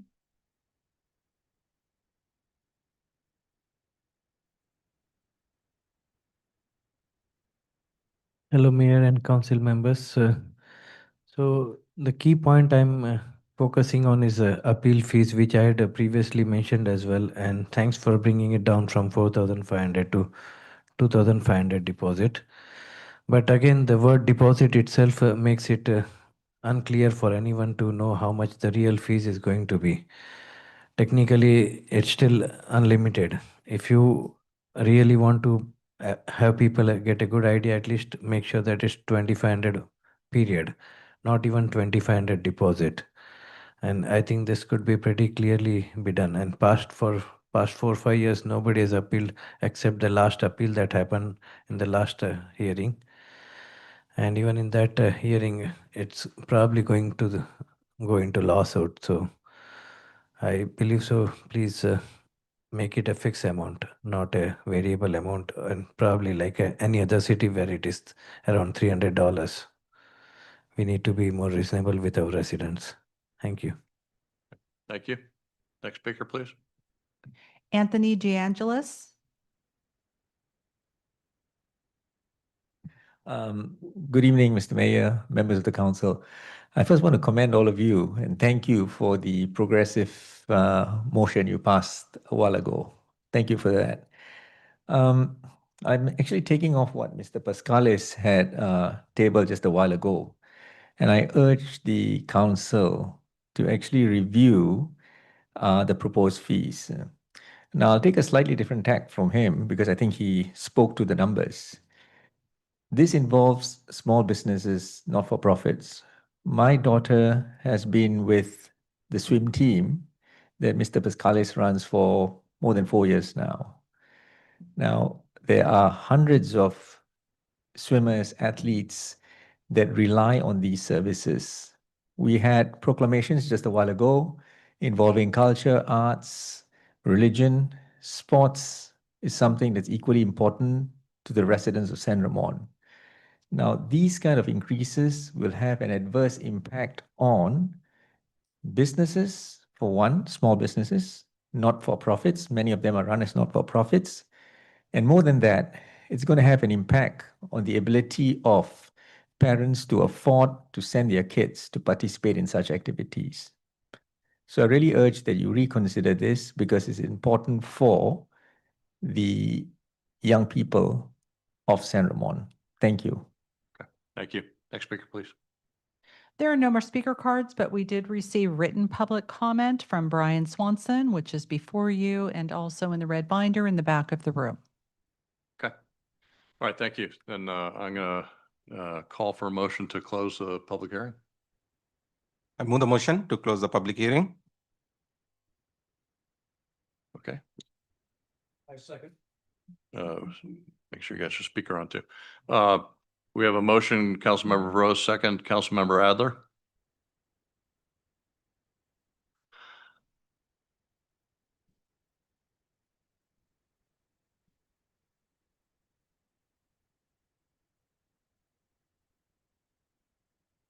Okay, public hearing is closed, passes 400.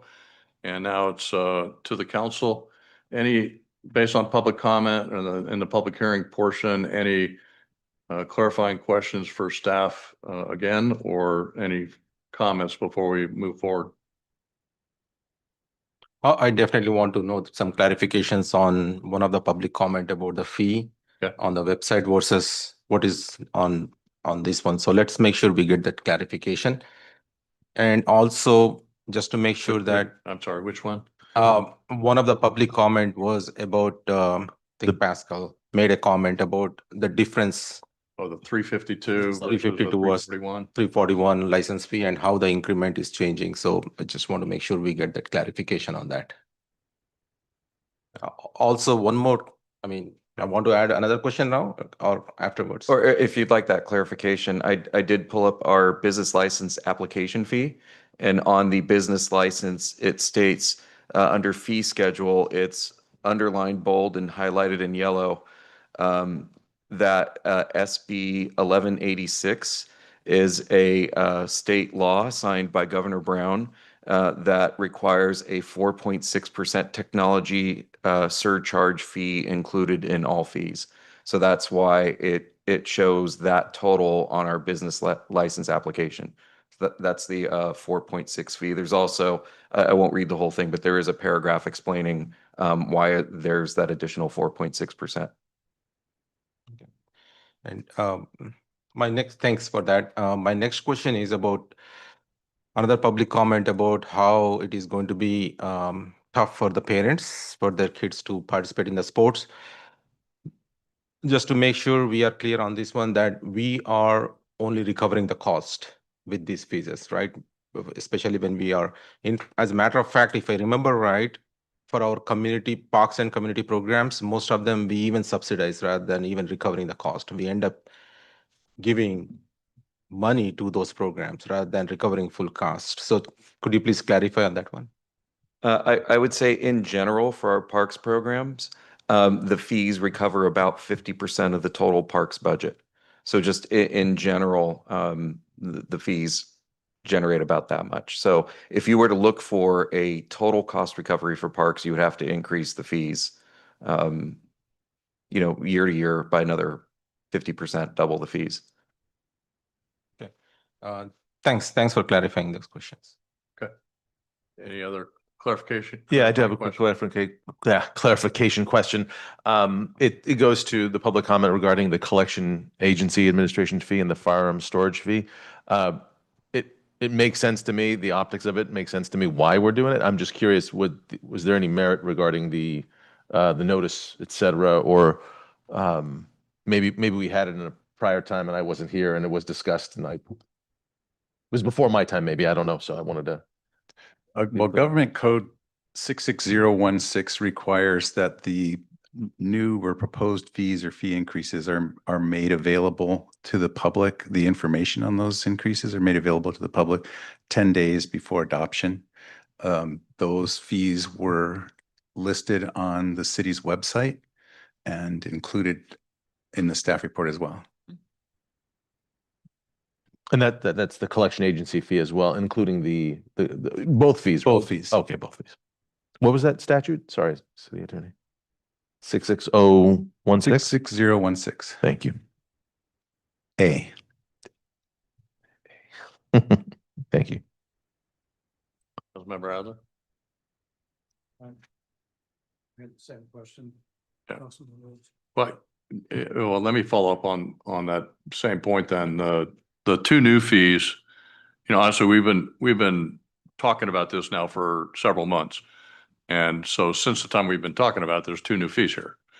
We've got 12 new fees overall, if I read the report right, for the year. So if we delete more, we're allowed to have more fees. I mean, at some point we gotta put a stake in it and move on. Yeah. And then that becomes a new baseline. And then next year we'll be doing this again with other new fees and changes and things like that.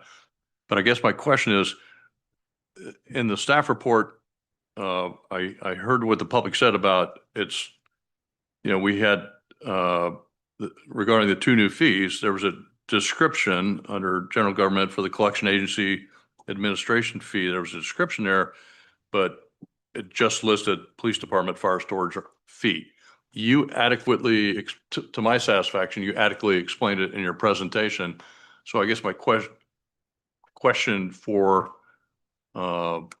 council, city manager, city attorney is that sufficient explanation for the public? We get a lot of things that where it's not all there in the staff report, but then there's clarification in a presentation when we come to the meeting. But as one of the members of the public said, all they have before they come in here is what's in the staff report. And so that's what they're prepared to talk about.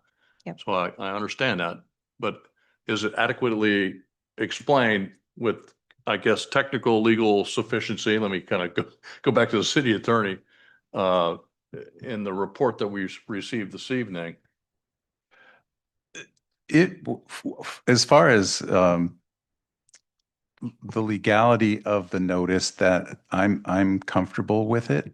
However, there is room for the council to require additional time with the newer descriptions or more detailed descriptions to be under public scrutiny for another full 10 days if that's what the council decides. Or those two new fees, whether it's 10 days or not, those two new fees just get wrapped into next year. And they're just not included in this year's fee schedule, and they just get wrapped into next year's fee schedule. I'm asking. That is an option. Okay. All right. Any other questions or?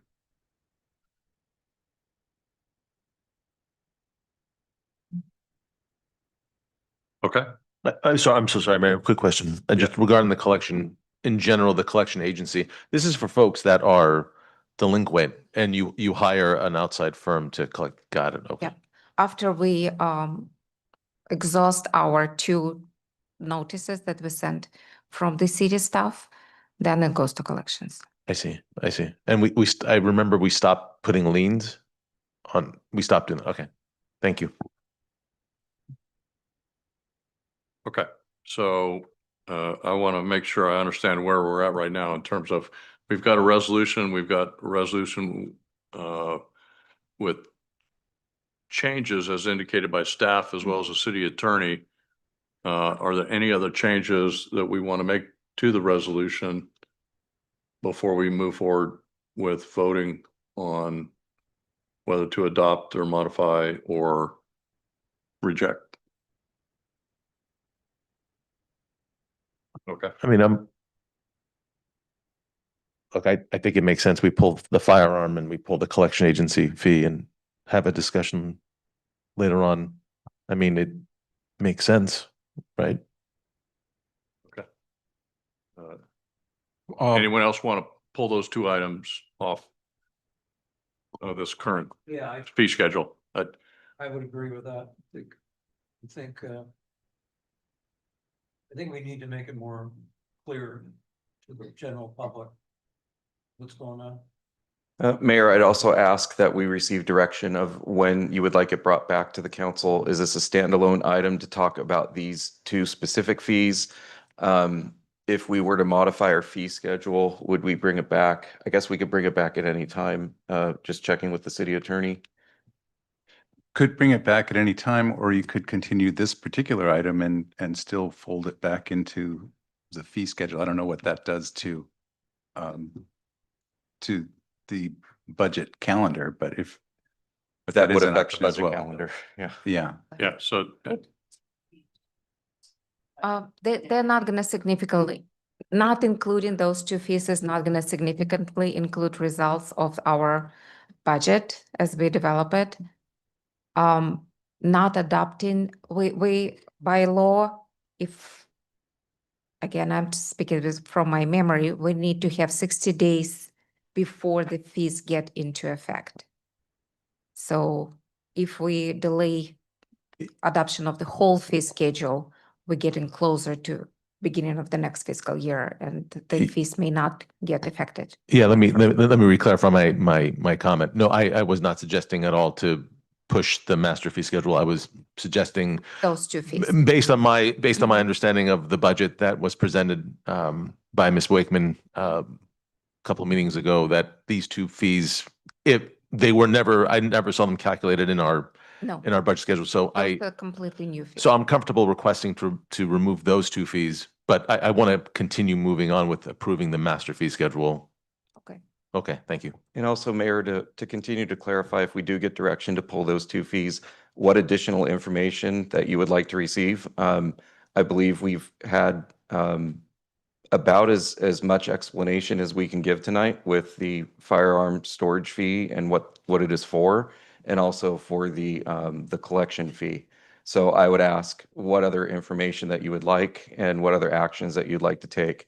And then also realizing that we do have quite the packed agendas coming up when the council would like to see it. And we're trying to make sure that we accommodate all the items that are on the docket to discuss. Yeah, I understand. Both of these new items, do we have a feel for if you say they're not going to really affect the budget? Have we ever, I mean, are we talking about $25, $50, $100 maybe affecting the budget over the next year, $500, $1,000? I will need to hear from our PD special people to say how many cases we may have. Yeah. On the collection agency fees, we, as a staff, city staff makes all the efforts to collect all the delinquent accounts, and we do what we can without engaging collection agencies. But if we can go toward the direction of engaging collection agencies and not incur the cost to the city, that will be possibly. I'm just trying to get a scope of what we're talking about. If we pull it, if we pull those two items Mhm. and defer till next year, is it gonna, We're not our talking- general fund gonna sink? No, it's not. Okay. Yeah. Even like, how many do we get something like that per financial year? How many collection When case issues that, delinquent items, like roughly, not, We've not been particularly aggressive in our collection agencies, so it would just be based on how aggressively we wanted to put Yeah. everything into. Okay, so this to me is sort of an academic drill. Okay, not with no real impact on the budget. But having said that, if there's concern in the public, I'm okay with pulling two items. I'm okay with pulling two items and deferring it till next year's fee schedule. And just include in there the sufficient details we heard from the verbal explanation tonight in the staff report. That would be sufficient for me. And then we move on with the rest of the fee schedule as modified by staff and the city attorney previously. That would be my suggestion, but we can talk about it all night long, but these aren't going to break the bank on us. And so it's, to me, pull them out, but happy to hear what else you got to say. I move the motion on public hearing resolution number 2026-047, adopting the master fee schedule for various municipal services for fiscal year 2026-27 and repealing resolution number 2025-036. And do I need to add anything else to that? So is that with or without the two fees? Without those two Without the fees. two fees, and then as modified by staff and the city attorney during the hearing. And I just want to confirm that that's clear enough for the city clerk. Yes, we have it. Okay, we have a motion by Councilmember Feroz with those adjustments. I second it. We have a second by Councilmembers Reinert, and so I do, just in terms of just other discussion, I mean, we are in the budget process. Mhm. And this is essential to get completed so we can complete our budget process and do it on time in accordance with all our legal requirements. So Yeah. let's take it to a vote. Also, one quick comment on that one. So as myself, a small business owner and also a nonprofit organization founder for sports, heavily involved with youth sports. I understand, I'm very empathetic for these organizations But then in the end, the key is that we need to recover the staff, always working towards to make sure that we recover the cost. That's what we need to supposed to do, because we don't want to get into, again, a budget deficit or structural deficits issues. If we don't want to get into that, then we need to be cognizant about our fees, about recovering our cost. So that's the reason I'm moving forward with this. Okay, we have a motion and a second.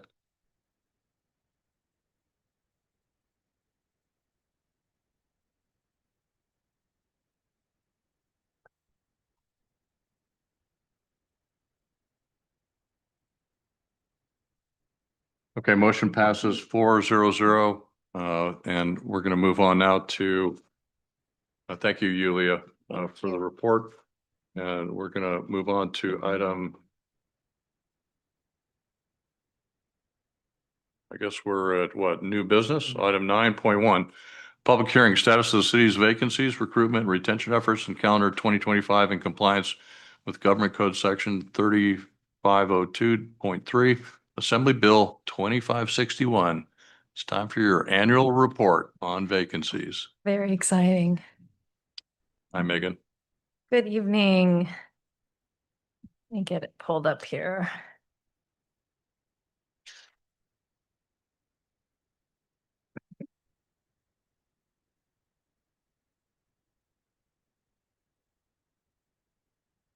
Okay.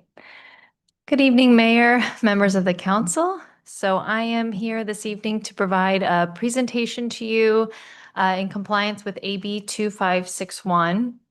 As some of you may recall from last year, AB 2561 went into effect January 1st of 2025, and it updated the Myers-Milius-Brown Act, or the MMBA. Specifically, what it added is an obligation for municipal agencies to conduct a public hearing each year on their vacancies, recruitment and retention efforts, and any obstacles to the hiring process. So we will do this. We did this last year. We'll do this every year as part, but prior to the annual budget adoption. So we are not asking the council to take any action tonight besides receiving this information and asking any questions. I'm very proud and pleased to share this information because, like last year, I have good numbers to share. So with that, some general vacancy information. Our average number of vacancies at the end of each month for calendar year 2025 was 9.2%. The highest number of vacancies we had at the end of a month was 11.1, our highest percentage, excuse me, and the lowest percentage of vacancies at the end of a month was 6.6%. I do want to call out, you'll see that the number of budgeted FTEs had a pretty dramatic change from June to July of 2025, and that was part of the annual budget adoption process for fiscal year 2025-2026. We cleaned up some things with our position control. So that's why you'll see that kind of dramatic shift in the total number of budgeted FTEs. I can also tell you that as of March of 2026, just as some additional information, our current vacancy rate is at 8.9%. As for vacancies by bargaining unit, we kind of look at our two labor groups plus our unrepresented group. So at the end of calendar year 2025, we had 6 vacancies within SEIU, employees represented by SEIU. That's a 10.2% of the budgeted FTEs represented by SEIU. Within our San Ramon Police Officers Association, there were 4 vacancies, or 6.3% of the positions represented by the POA, and 21 of our unrepresented positions were vacant for 14% of those positions. Generally, for recruitment in calendar year 2025, we filled 46 vacancies. We were able to access existing eligibility lists for 4 of those vacancies. All the other vacancies were filled either by an external or internal recruitment. What we call an internal recruitment is essentially a promotional process that only current employees can apply for. And then we had one of our director positions filled by an appointment. And then this is the slide that I think is the most exciting for San Ramon. So we had 59 vacancies created during calendar year 2025. 9 of those vacancies were created by newly budgeted positions, and 28 of them were created by internal promotions. So the largest amount of vacancies were due to growth within the city and successful succession planning. 13 vacancies created by retirements, 2 by involuntary separations, and 7 by voluntary separation. So our annual staffing turnover rate is extremely low. We're at 2.5%. So that is really says a lot about the culture that exists here at the city of San Ramon, and how employees feel about working here. That's what I think we can deduct from that. As for hiring issues, I don't see anything particularly getting in the way of us hiring and retaining employees. We have some of the same struggles that you'll find at any agency in 2026, but we haven't identified anything significant that keeps us from filling our vacancies. So there's not much new to report there as well. And with that, I'll turn it over for any questions you all may have. Okay, questions? Councilmember Schweiner. Megan, thank you for the presentation. Very exciting. And the question I have, does that include our officers? Yes. Oh, this includes our officers. Okay. Yeah. So actually, There was an opening, I believe, for lieutenant, or I forgot which one. I don't know if this. This. So the San Ramon Police Officers Association represents officers, corporals, and sergeants. So we currently have a police captain vacancy. Police captain. So that would be included in that number for unrepresented employees. So while they are sworn, our lieutenants, captains, and our police chief, they are not included in that POA number. I see. And when we do the head count for folks with these open positions, if you go back to the slide for the one where it was for the promotions, are we? This one? Yeah, and we have folks that are being promoted from within, which is great. I think that institutional knowledge that carries over helps the city grow and expand even further, and it maintains a steady course. From the folks that we're backfilling, is there a data point that says we're merging let's say 2 positions into one to help mitigate costs, et cetera? Are there anything like that? Or if somebody gets promoted, that position just stays open? I mean, I understand there may be positions that you can't just get rid of, but yeah, is there anything like in my time here, and I think with City Manager Steven Spadowski, we have tried to slow down a little bit intentionally to have those kind of conversations. So we've tried to be really mindful about when any vacancy opens up, first of all, talking about what's going to be the most appropriate form of recruitment, whether that is the internal promotion, or maybe we have some people that we think might be internal candidates, but we think it still would be beneficial to open it up to the wider world, that there's nothing that keeps it a current employee. But we are really trying to, when we have those other vacancies open up, take a beat and have that internal conversation about should we continue down this path? Just because this has always been work done by X position, is that appropriate? And of course, for our represented groups, that conversation takes a little bit of a different form because of our obligations to meet and confer with them. But it is something that I think we're being more mindful about. And I think you probably saw some of that with the mid-year budget process. I don't know if there will be more of that conversation with the annual budget adoption process, but it is something we're always kind of examining. Yeah.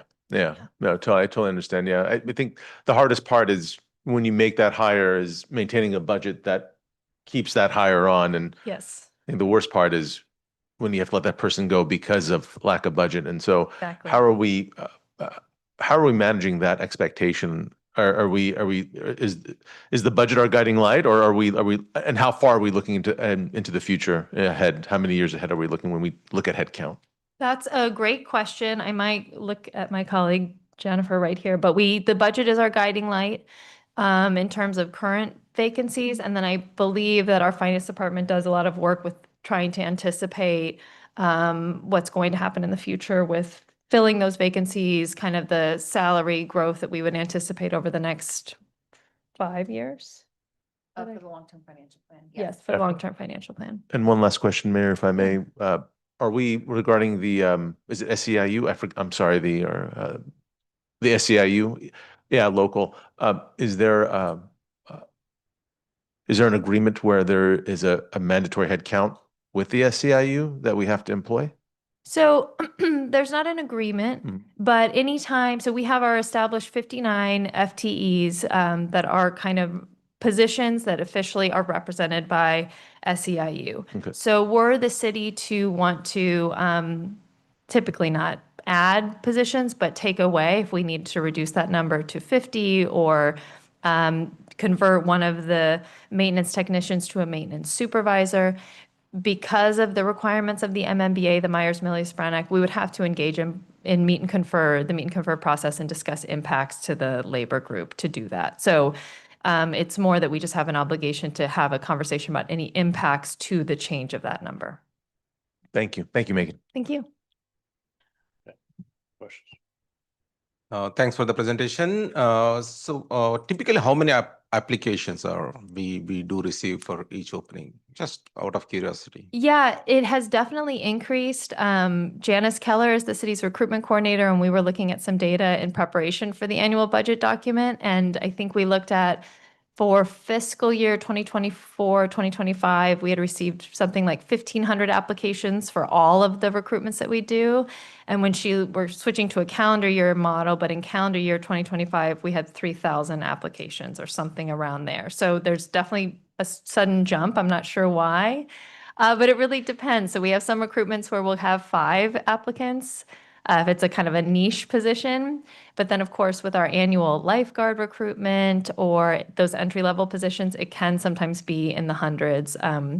We did a couple maintenance technician recruitments recently, and I think those each had 100 or some odd applications come in. So it's really unpredictable. But generally, the more entry-level the position, the more people are kind of trying to get in the door. And then the more specific or the more experienced you need to be, we get fewer applications. But overall, it looks like pretty healthy. Yes. Because the more, not more, but at least the quality we get, the better, so that we can choose from that optimally. Absolutely. Yeah. The next slide, the iteration, do we have? This one or this one? Next one, I think, a separation is it vacancies created by voluntary separation. So what is the rate of our iteration? Do we have a certain number that? For the rate of attrition? Yeah. That's a great question. I don't have that data, but we could certainly bring that back. Yeah, at that's some fine. point. Yeah. Sounds good. So those are my questions. Yeah. But actually, I see vacancies resulting from iteration 25%. 5% of our current vacancy. Oh, Yeah. Okay. Yeah. All right. Councilmember Adler.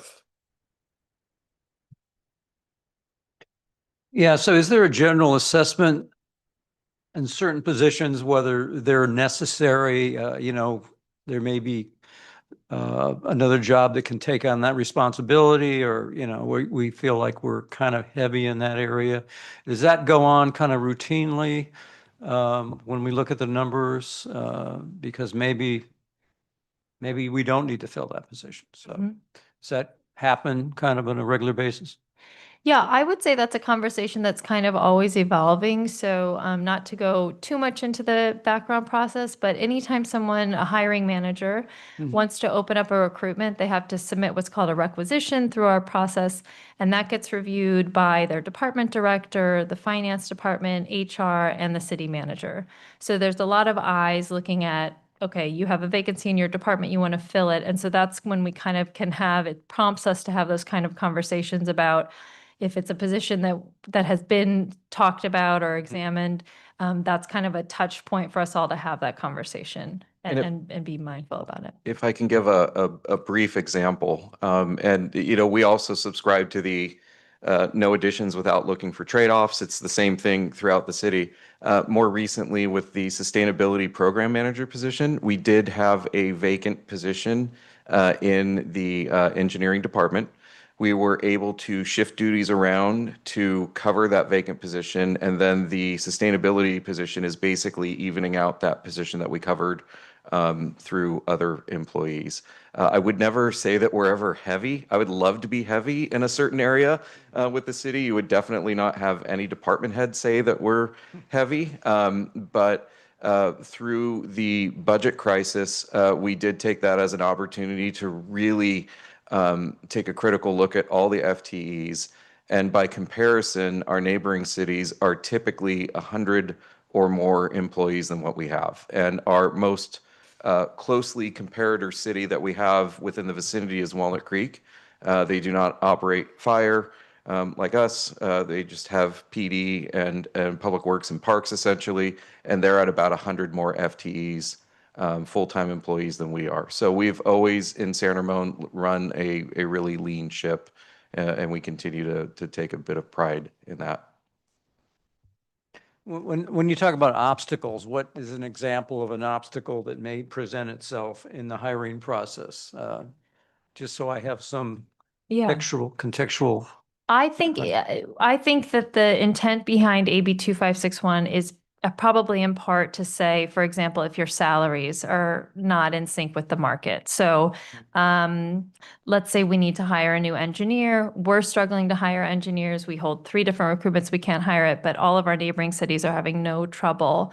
Then we might look at something like, well, maybe our salaries are not on par, or our benefits, or maybe we have a particularly lengthy process. And so someone who's out there looking for a job, because we would have a long process, they get scooped up by somebody else. And that's where I don't believe that we have identified any huge obstacles like that.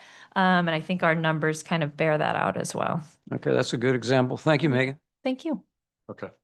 Can you go back to your slide that had the calendar dates and you were talking about the June versus July, the reduction in the number? So we went from 287.75 to 279.75.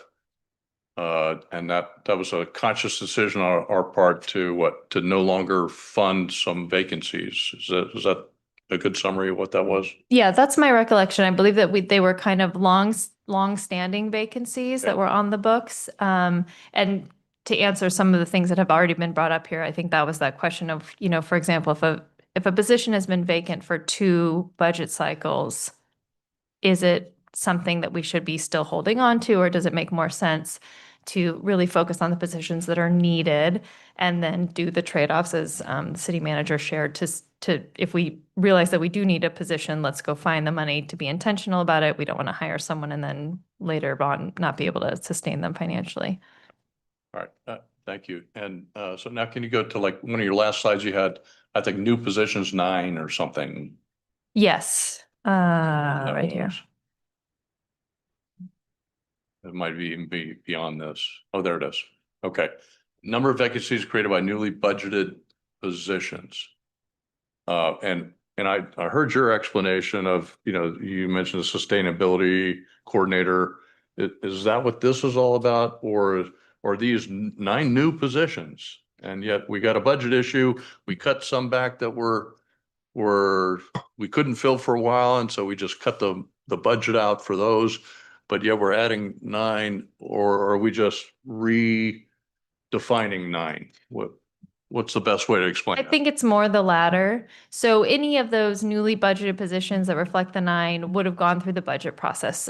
So I think the sustainability manager is a good example where we would consider that sustainability manager a newly budgeted position. In terms of what happened in the budget and what I call position control, there was kind of we got rid of this one and added this one. So it's the trade-off dynamic. But in the world of kind of some of the structure of this particular assembly bill, we would consider that a newly budget, because it is a new position, but it was done in a kind of way where we're moving all the pieces on the puzzle. Okay. As much as possible, or it was brought to you all in a pretty transparent way. Okay. Yeah. And I'm not going to ask your opinion of AB 2561 on the value of it, because I'm sure you dive into this stuff and this is your world. So I know you're all over this. It's interesting to us. It's interesting to the public. the information, I think we would have this information and we'd be doing okay whether or not the state told us to do it or not. Yes. That's just my opinion. But back to the issues point, and we don't see any issues, but have we kind of heard this from SEIU and POA as well? Yeah, you bring up a great part of this assembly bill. So a part of this bill does require agencies to provide a specific notice to any of their labor groups prior to this public hearing. So I communicated with both SEIU and the POA prior to this meeting. We offer them an opportunity to come and also speak as part of this public hearing. We give them their specific number. There's also some, without going into the minutia of it, if their vacancies were to reach a certain percentage, we would be obligated to provide them with some extra information. So I had that conversation with both of our labor groups, and both of them said that they didn't feel a need to speak to all of you today. So that is a part of this, is there is kind of that opportunity for the labor groups to speak directly to their elected officials about any kind of issues that they saw. Yeah, I appreciate that. And despite some of the slides showing that we do have vacancies and we have turnover and retirements and all those other kinds of things, I still consider San Ramon a destination city compared to a lot of the other cities around us. Yeah, I mean, I think that 2.5% turnover rate speaks exactly to that. We don't have, I mean, voluntary separation, 7 people in a calendar year that are not retiring and ending their careers is kind of amazing to me. I think that's really a win for us and something to be really celebrated. Okay. And also, Mayor, not required to be reported out, but I can't recall the last time we used a professional recruiting firm. Our entire executive team, I think, was just our own recruitments, and in the industry, it's relatively standard to spend $40,000 per recruitment in order to cast, a wider net. We're getting great applicants without having to invest that money, and it is part of the reputation of the city that we're attracting really good candidates. So it's not required to be reported, but just kind of a little tidbit. Yeah, we have one person actually running all of these recruitments for the city, and she does an incredible job pushing all of this through. So. That's Janice? Yeah, Janice Keller, yeah. Okay. All right, great. Any other questions before we open up the public hearing? Okay, can I get a motion to open the public hearing? I move the motion for opening public hearing. Okay, motion, Councilmember Rose, second, Councilmember Adler.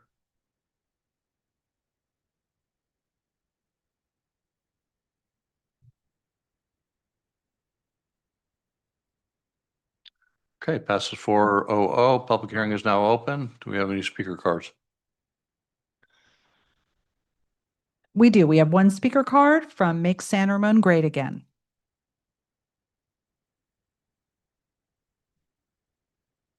Council members, I just want to say that AB 2561, if you look at it from the bird's eye view and not just so much from our colloquial perspective, this is really the Sacramento trying to impose whatever they are stealing from our pockets and trickling down to the local government for their own good. Did you know that Sacramento is going to increase our property taxes? Could be as much as $6,500 to $9,000 per property. Did you know that they're going to charge us savings tax? If you have any bank accounts, they're going to tax your bank accounts. Did you know that they're going to tax us on mileage taxes?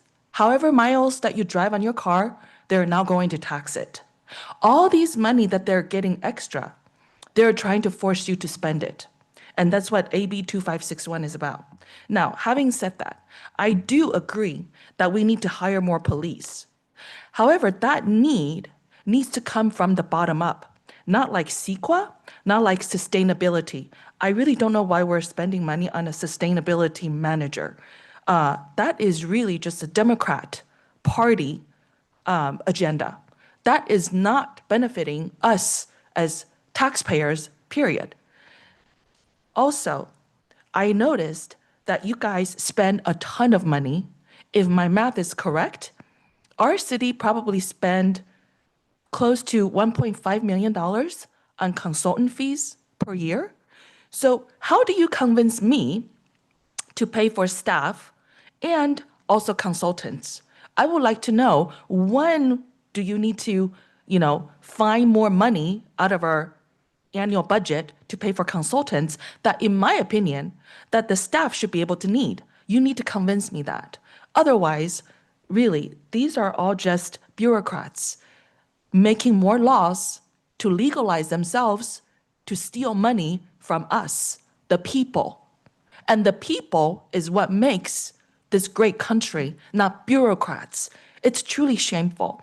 Now, I would like you guys to hire more police. However, I do not want international hires for police. Please be very mindful of that. In Italy, there's actually communist Chinese police on Italian police force. I would never want to see that in San Ramon. In addition, I would like to request that you guys please consider getting veterans to be on some kind of police academy that you guys have, so that our police academy or the path of policing can be a path possibility for our great veterans who sacrificed their lives for our great country. Thank you. All right, thank you. Next speaker, please. There are no more speakers. And any written comment on this item? No. Okay. Well, it's to the council. This is there's no action on this. This is for information only. Any final comments? So do we need to move the motion to Oh, close? we got to close it. Yeah. I move the motion to close the public hearing. A motion, Councilmember Rose, a second, Councilmember Adler.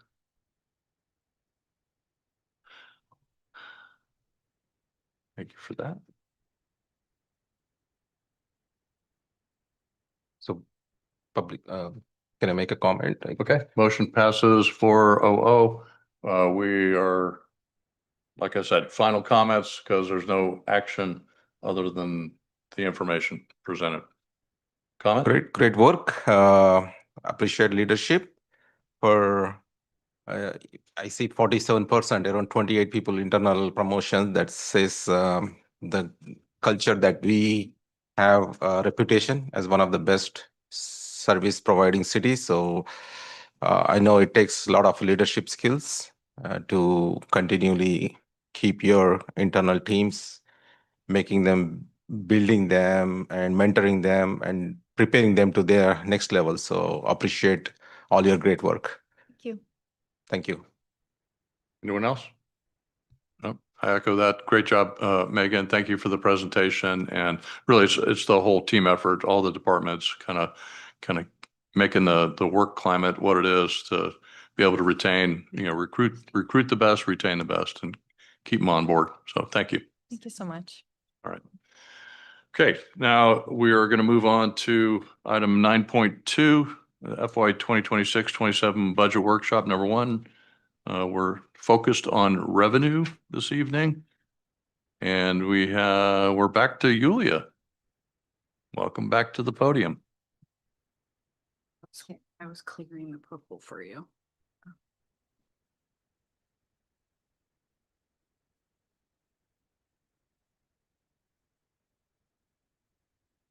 Anybody need to take a break? Good. Okay. Good evening again. Evening. So we are presenting the first preview of our budget development process today, and we are only going to present the revenue assumptions and what they mean for our budget, how they transpire in numbers. But before I go into details of this presentation, I really wanted to express my appreciation to all the staff of the city who works on developing the budget. It's a really team effort. It's not just the finance department, it's all the analysts, all the people who are digging the numbers, analyzing their processes, and coming up with suggestions of what they can produce or what they need to continue to provide services to the residents. In the report that was presented to you, The main purpose of that report was to emphasize the importance of the financial stability and sustainability. And the budget that we will be presenting later in May, both revenue and expense side, will be built with the goal of bringing up balanced budget. We wanted to outline today our major revenue components and explain what was behind the assumptions of building these revenues. We want to receive the feedback from the council and talk a little bit of what to expect going forward.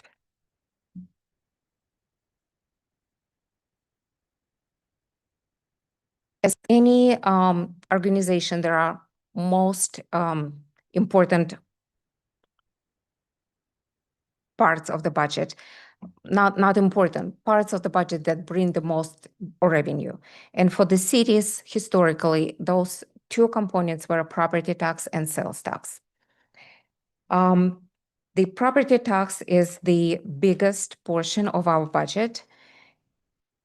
And according to the data that we have today on hands from the Contra Costa County Assessor's Office, the revenues for the property tax for the fiscal year 25-26 are expected to come in about 3% higher than they were budgeted for the fiscal year. Assuming that these trends will continue, and we're hoping they will, we calculated an additional 3% increase for the fiscal year 26-27 budget, which will result in the 1.6 million difference between the budget of 26 to 27. It's not from the actuals, it's from the difference in budget numbers. The second component, sales tax, has two parts to it for our city. As we know, we have Bradley Burns portion, which is the base of the sales tax, and also the additional component that was passed by the voters of these residents, Measure N. We are consulting with the HDL company, who are our sales consultants, and they provide us the trends of what's happening in the market. And based on that, on the information that we have had on hands during preparation of this report, the Bradley Burns portion of the sales tax is very steady and showing about 6.4% increase on the year-to-year comparison. But unfortunately, on the other hand, for the Measure J, it is expected to come in lower than the budgeted number for 25-26. And the difference of that reduced expectation is 1.3 million, which is a big, significant hit to the budget. Another significant hit to the budget is our expectations for the franchise fees collection.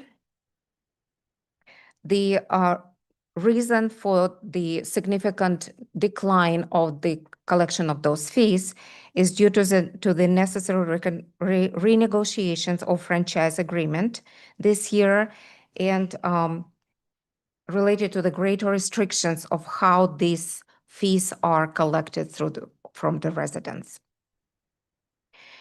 I wanted to note that there is a typo in the staff report. It says 1.8 million is a 3%. It's actually 30. It was a typo. The change in charges for services, which we are estimating to be about $723,000 for fiscal year 27, or 2.8% increase, is related to a couple of the components. And one of them is that we are expecting significant increase in the development activities. The other smaller piece of this 723,000, I would say we would estimate it about 50,000 of it, is related to the adjustment to the to the fees that the city will be collecting for services. There's 2.82% increase in a CPI index. The number 5 in our revenue sources is intergovernmental revenue. This revenue is mostly relates to the various grants that city receives for the operational purposes. And the reduction of 523,000 in this portion of the revenue is related to the expiration of the retail theft grant that police department received. The grant, the use of this grant is extended to the December 27, but without additional allocation of funds. So the remaining funds are less than what was expended during the fiscal year 25-26, and this is the reduction for this intergovernment revenue. Overall, based on what we know today, our revenue growth in general fund revenue is expected to be around 0.45% or $370,000.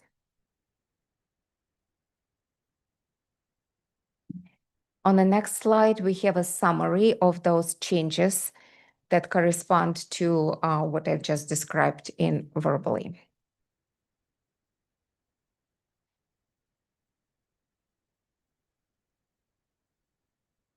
Do you need a minute?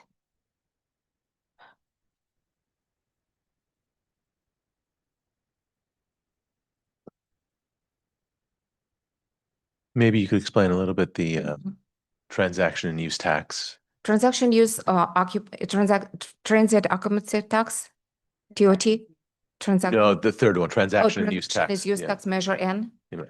Yeah, this Oh, is. that's measure N. Okay. Yeah. it's Sorry, me- I got cut off. I'm sorry. Okay. Yeah, it is cut off. Sorry, never mind. Yeah. Any other questions on the slides? Questions? This is basically It's a kind of summary. a table summarizing Yeah. what you got in the staff Yeah. report. And the next slide is the same information that shows how our general fund is comprised of all of those components, what their percentage is, what's their weight in our general fund balance on the revenue side.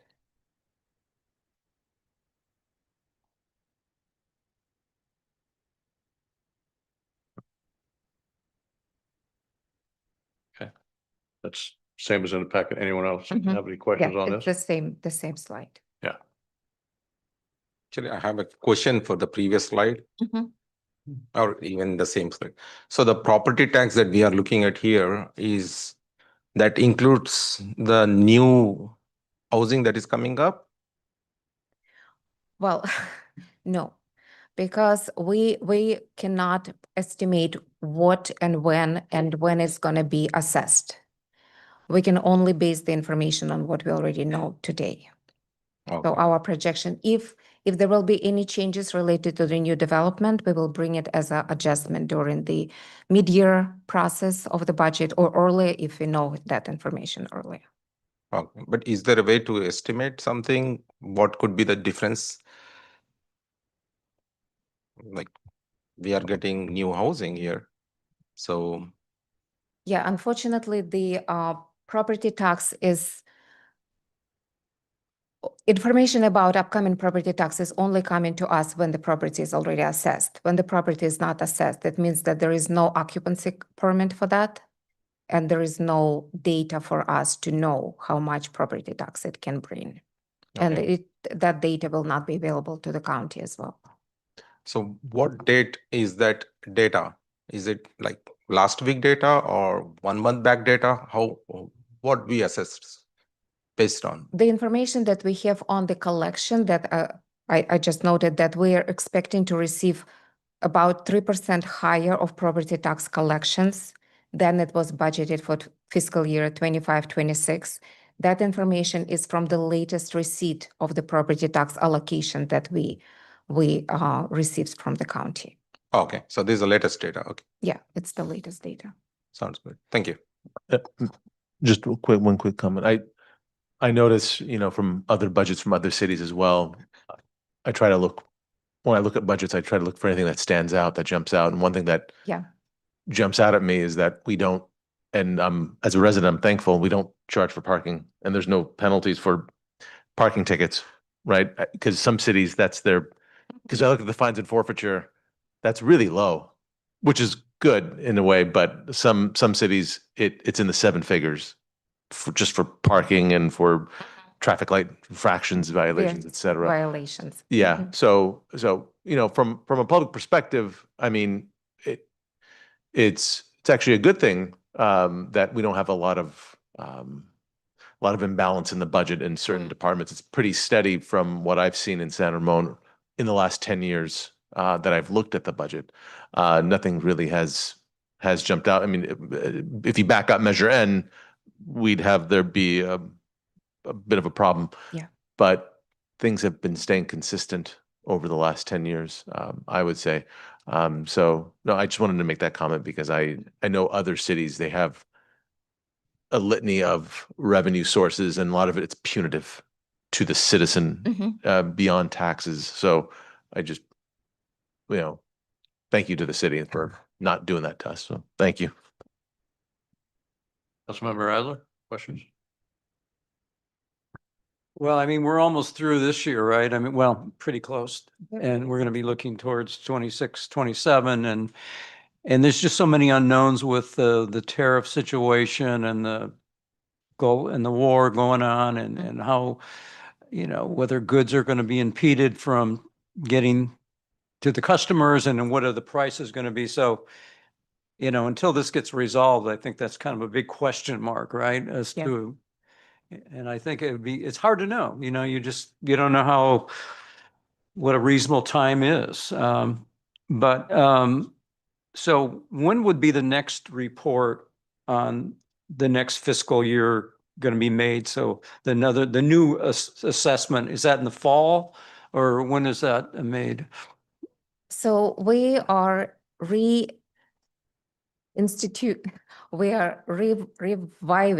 the regular reporting to the City Council and our Finance Committee. I know that for some period of time, the Finance Department was not bringing the reports on the actuals to budget comparison.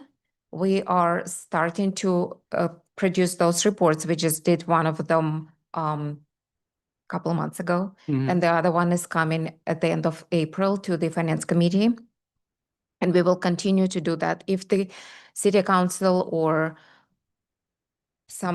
our committee will feel that it will benefit to have those reports more often, we can try to do that. But to say that monthly reports will be beneficial, there is not much that changes every month. Is it more quarterly is kind of the expectation? Quarterly is probably the most efficient way to do that. We will also do the mid-year updates for the budget if not needed. If there is a significant change in projections, we can bring some requests for updates even earlier before the mid-year normal cycle. But right now we are standing in a position where we are trying to project our revenues very conservatively because there are so many unknowns. All right, thank you. You got another question? Yeah, the previous slide, you already explained this one, the previous slide to this one, but I just want to mention that Measure N reduction, right? So you already mentioned, but just for public information. So what is the reason for that 9.6%? So Measure N is a destination tax. And the big component of this type of the tax is auto sales.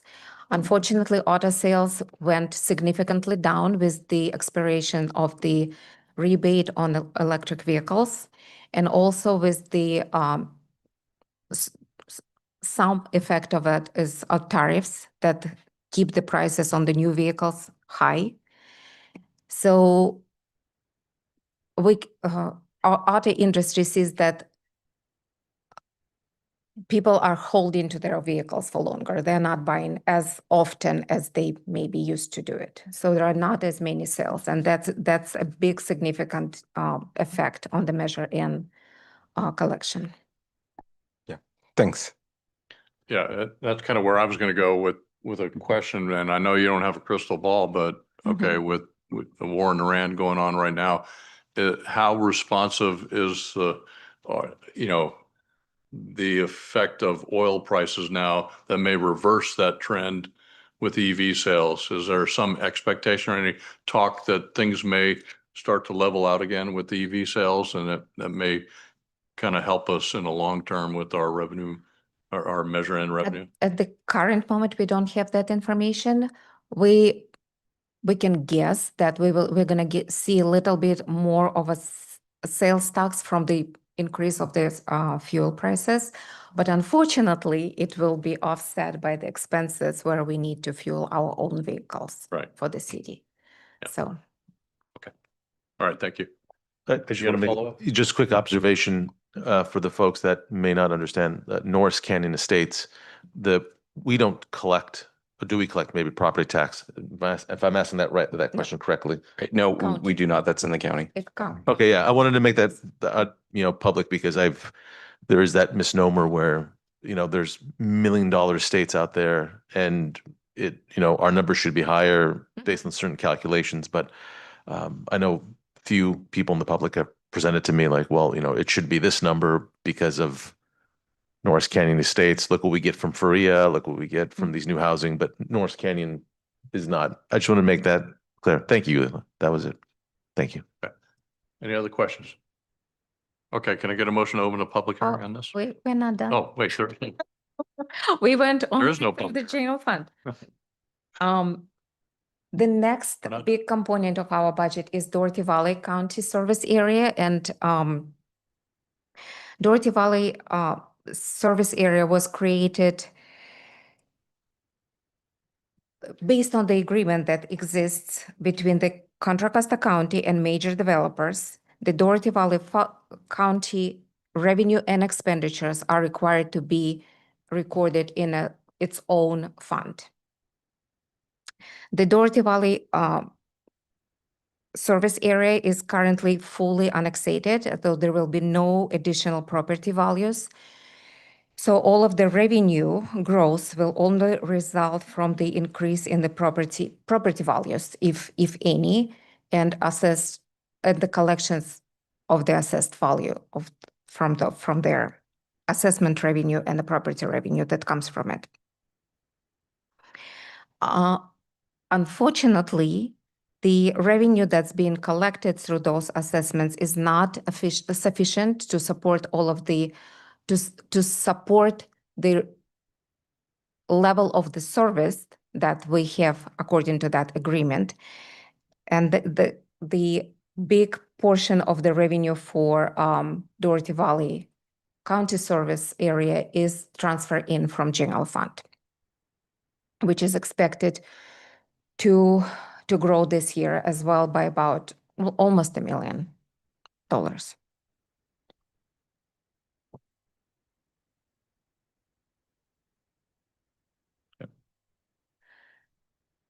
I want to touch just a little bit on other revenue sources.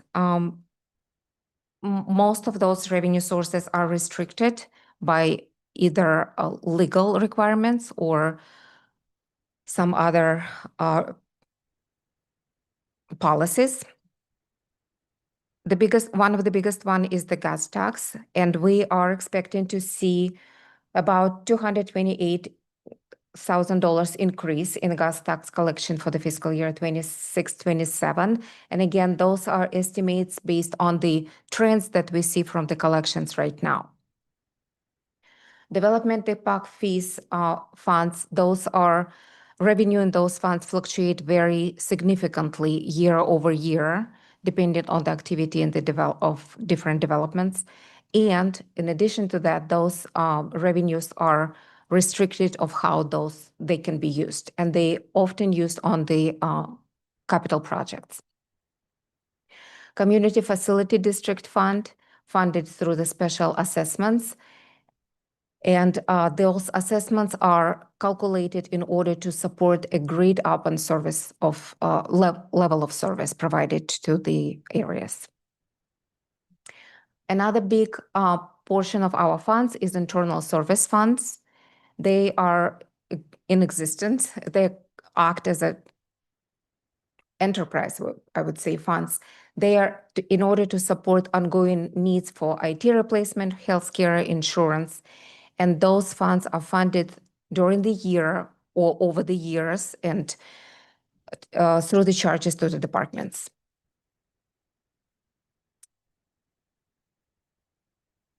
So this slide is basically just to show how our revenue is composed from different sources of funds. As you can see, the general fund and Dorothy Valley account for over 65% of all of the funds in our city. And overall, the revenue composition, revenue budget that we are currently projecting throughout all of the funds is about $156.5 million.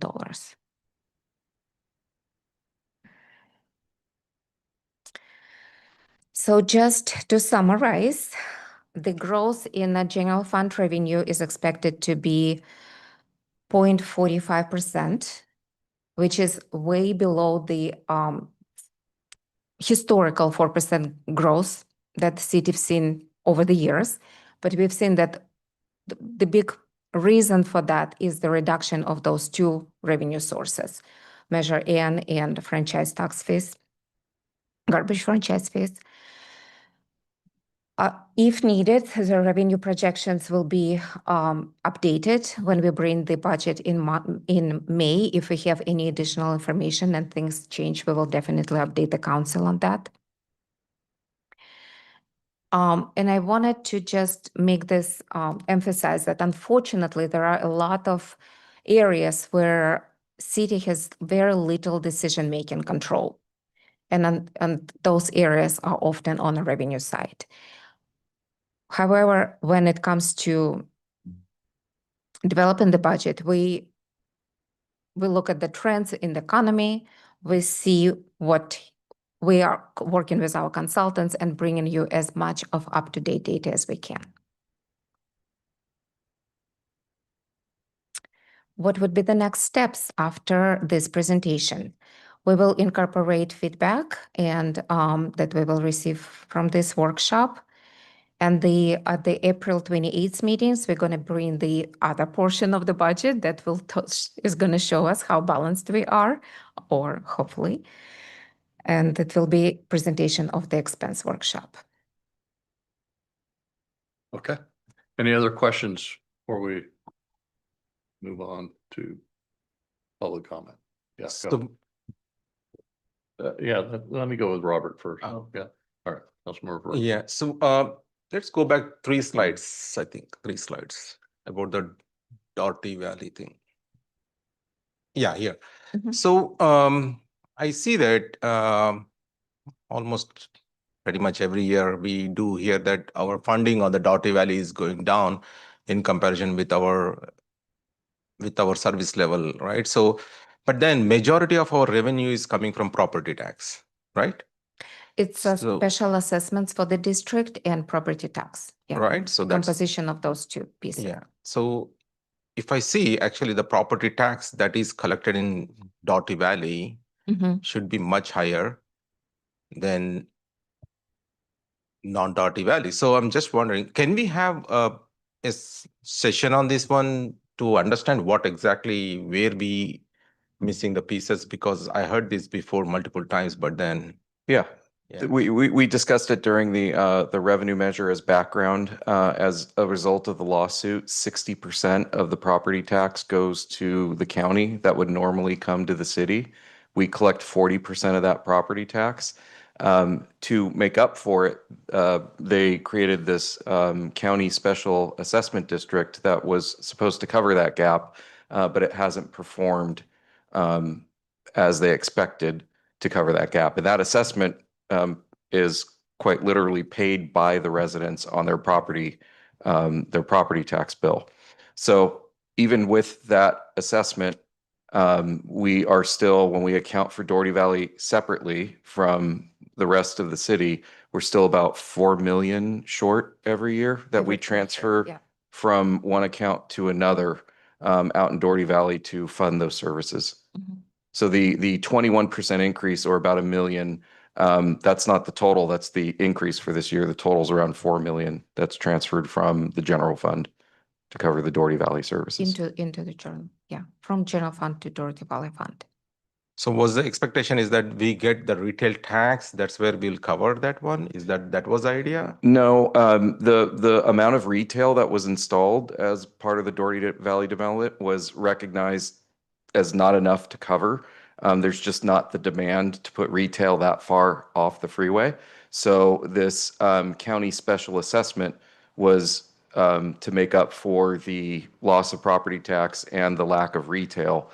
But it just didn't perform. You know, this formula was created. I can tell you that at one point during the economic downturn, in the I don't even remember what years that was, in the 2008, 2009-ish era, the developers were still installing a lot of the infrastructure, like the streets and the landscaping, but the homes weren't being built. So there was a lag between the homes being built that would generate the revenue to help maintain the streets, and that just added to the problem. So we could do a separate presentation. It's a lot of history. It's a lot of, you know, factors that are included, but the long and the short of it is, when you do this separate accounting that's required by the settlement agreement, it's about 4 million short from what's generated out there for the services that are provided. And that's primarily public services and police. When we talk about services, the majority of that cost is between those two areas. Yeah, it will be great because a lot of Doherty Valley residents think that they are paying property tax such a high.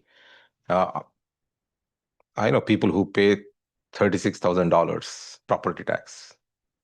Like my neighbor paid 36, so all like 20 plus thousands of dollars they're paying, and they expect that, hey, we are paying so much property tax, but then they don't understand what happened on the lawsuit, whoever was participated in that, and then how we got into this situation. So it will be great if we have some, either like the videos that you make typically, or if we can have one call where we can share that information that helps them to understand. I would also encourage residents that when you look at your property tax bill, you have these special assessments on the left-hand side of that.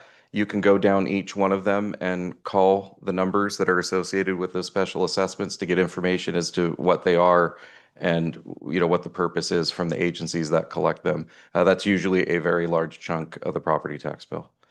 Yeah, that includes, like, especially in Windermere, it includes Melrose tax, that's a bond for Windermere. So, but then their side of story is that we already paid all this much money, we are paying continuously for this money, then where that money is going. Right. Yeah. So, okay, thank you. Okay, other questions?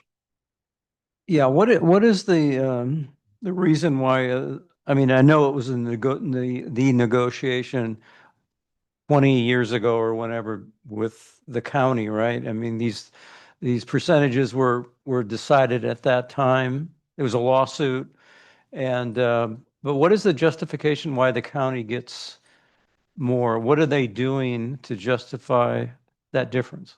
I don't I mean, have what would they that say? specific background, but it was Yeah. a result of a lawsuit between San Ramon, Danville, Yeah. Pleasanton, Dublin. I think Livermore was in it as well. The county residents sued, and it was basically, you know, whenever you take a development to the courts, you are reliant on whatever the judge decides. So if we have that information about, you know, why the county receives that 60%, it may have been, you know, the county was the responsible entity for developing Doherty Valley. Right. And they received all the building permit fees. They had ultimate design discretion. And then San Ramon, as a result of that lawsuit, was required to annex and then eventually own and operate everything. That was a huge hit to our normal, to a city's normal operating budget, where you would use those building fees to offset. I think it's about 25 years now since that happened. But we provide the services to that region. Yes. The county doesn't provide Correct. the services. So it seems, scratch my head on that one. I'm not quite sure why that hasn't been changed, but. Well, it's a lawsuit. So in order to change, you'd have to get all parties to go back and agree. And that would, And the county's benefiting from the money, so they don't want to change it, but it doesn't seem right to me. Other questions? Okay. All right, then I'm going to move to public comment. Do we have any speaker cards on this item? Yes, we've received 2 speaker cards. The first is from Make San Ramon Great Again.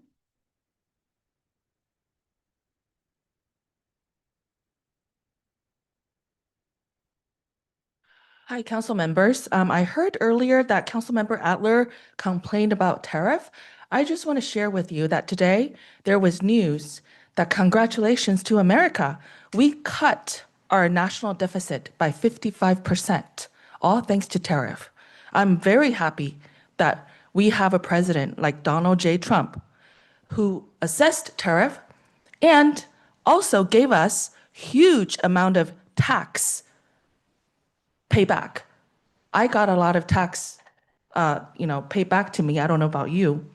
So I intend to spend a lot of those taxes to help benefit our sales tax. Maybe you should too. Spend your money on our city. Now, I want to apologize to everyone if Windermere, and I live there, is the deficit of our city. I apologize. I suggest, please make money off of me. Because the builders did such a great job with Windermere, we should start charging people who come to Windermere to take photos.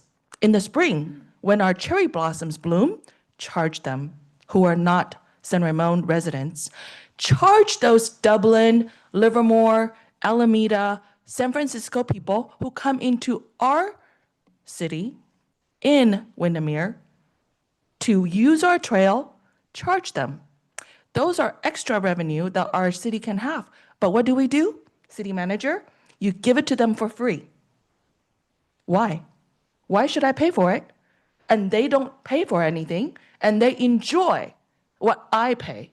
That is wrong. Use what Windermere is able to offer and turn it into revenue.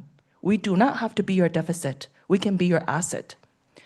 Also, I would like to ask you guys, please find faults. Why our finance department is doing so poorly. Our investment income, with all those extra money we're putting aside for investment, they don't even make 1% for us. $418,000 out of 88 million. We could have made a lot more. We have poor people making decisions in that department. I do not know what's wrong with that department. It needs to be rectified. Finally, we need to charge people who drive electric cars because you guys don't pay for roads. It is a shame. I pay between $732 to $1,000 a year. Why? Because every gallon of gas that I pay 61.2 cents that pave our roads that you enjoy. You are the deficit. Those people who drive electric cars are deficit. We, San Ramon, as a city, need to charge them $1,000 per car every year. Then those are extra revenues for us. Thank you. Thank you. Next speaker, please. Pascalis.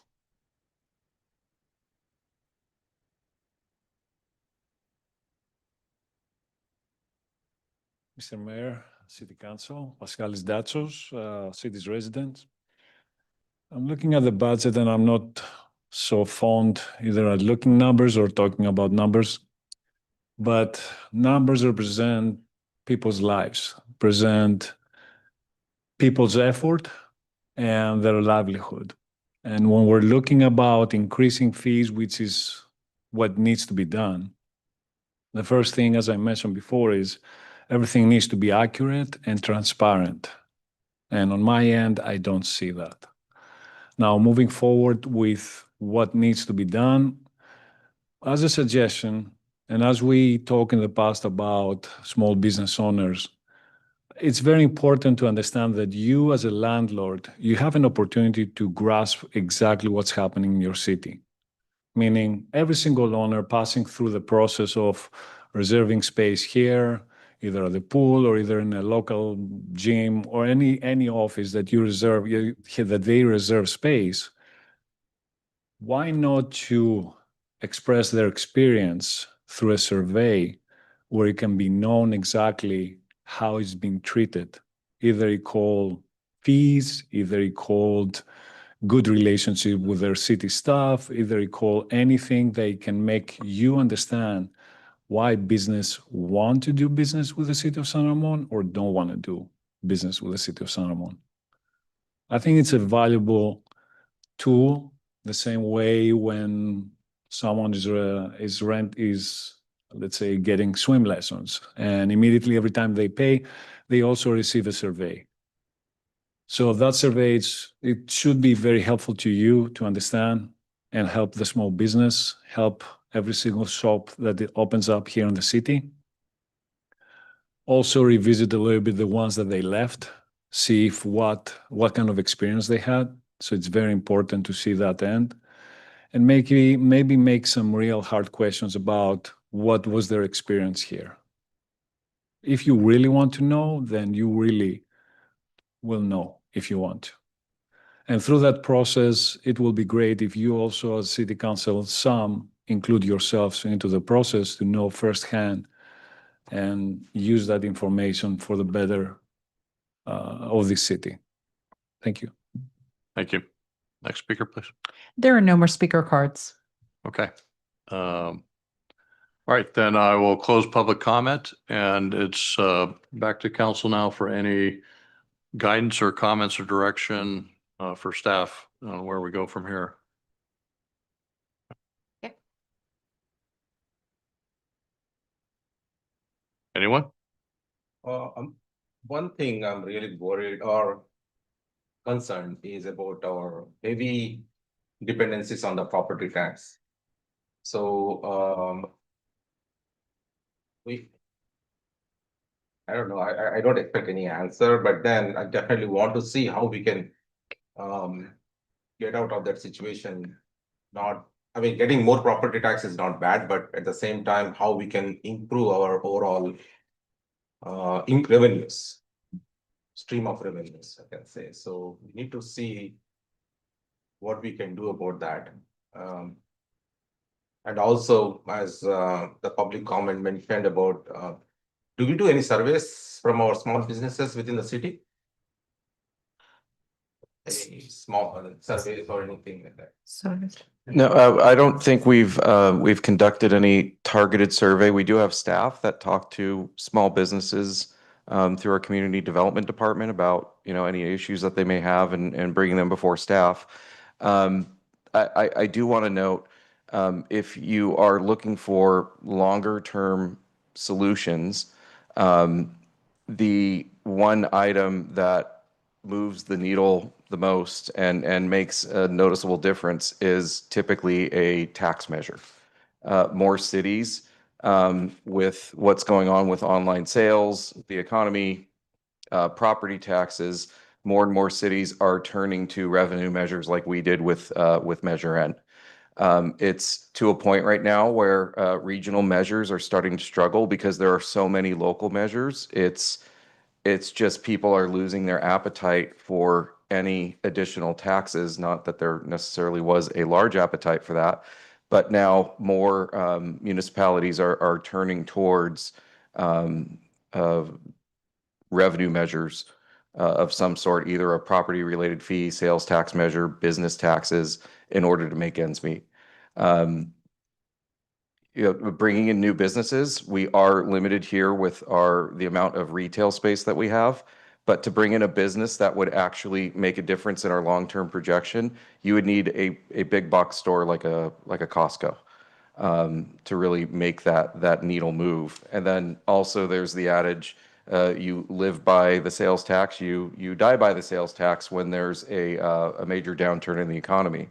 One of the benefits that we've had to San Ramon is that although our sales tax base is relatively small for a city of our size, it's been relatively even.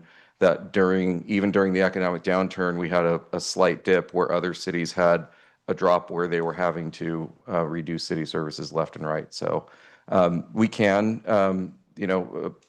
plan for a future presentation about revenue generation and what some of the options are, but basically, tax measures are what cities are turning to because of various factors. So, we were planning to recruit, sorry. I remember we were planning to recruit economists. Is it still, that option is still there, or? We have a recruitment right now. We're interviewing for analysts that would include hopefully somebody with a background in more of an economic, from an economist standpoint than economic development, to help provide some more statistics and analysis for the city. Okay, hopefully, hopefully that economist may use survey as a tool to reach out to our small businesses and see what we are doing right, what we are doing wrong, so that we can get better, how to improve the overall relationships with our small businesses. So I think that should be a good option for us. And so do we have any timeline on this economist when we are getting? We're in the middle of interviews right now. Oh, okay. And it will, hopefully we will be able to hire somebody that can, provide a deeper analysis, because when we do talk about businesses in general, it's we support all of our businesses. There's services that are needed by the residents, but at the same time, if they are not a tax generating business, if they don't generate sales tax, it does very little to nothing for revenue. I think we're still at around, in California, 40% of services. Please don't quote me. This is my former economic development days. Around 40% of the businesses are taxable for sales tax, and the rest are, food, dentist, accountant. We don't generate any tax from that. Chevron, world headquarters here. We generated $300 a year for a business license from Chevron. They were not a point of sale. When Chevron left, we had a lot of media contacting us saying, how is the city going to survive? And it's, although we have employees that shop here when they're on lunch, overall, we didn't have a business tax, where at Chevron, based on your annual sales, with a cap, of course, for somebody like Chevron, you're paying us $100,000 a year or $50,000 a year. It was $300 that directly to the city that we lost when they left. So if we even bring the overall, let's say if we work towards bringing more technology companies, it doesn't go into the other ways is that they may go shop or eat lunch and all that employees. That's important. That's the only way we could be generating. Otherwise, as such, the businesses coming here itself is not going to generate any. You could have a business move here, and it could be, for instance, like a large warehouse opens with providing medical supplies, which are taxable, but their sales desk might be in another city. And it's where their point of sale is, where they declared their point of sale. We wouldn't get any taxes on that. There's a lot behind it, and there's a lot of education when it comes to. I wish it was as simple as, if we got a Chick-fil-A here, everything would be great. But it just, one entity doesn't generate enough, and even thousands of small entities, depending on what they are, would not move the needle one way or the other. Yeah. Okay, sounds good. So let's hope the economist comes on board, and let's see what that person is going to present us. Especially, we should encourage on doing some survey on the small businesses to see what is their appetite, how, as I said, good and bad, all that we can figure it out, hopefully. Okay, that's my comments. Thank you. Any other recommendations?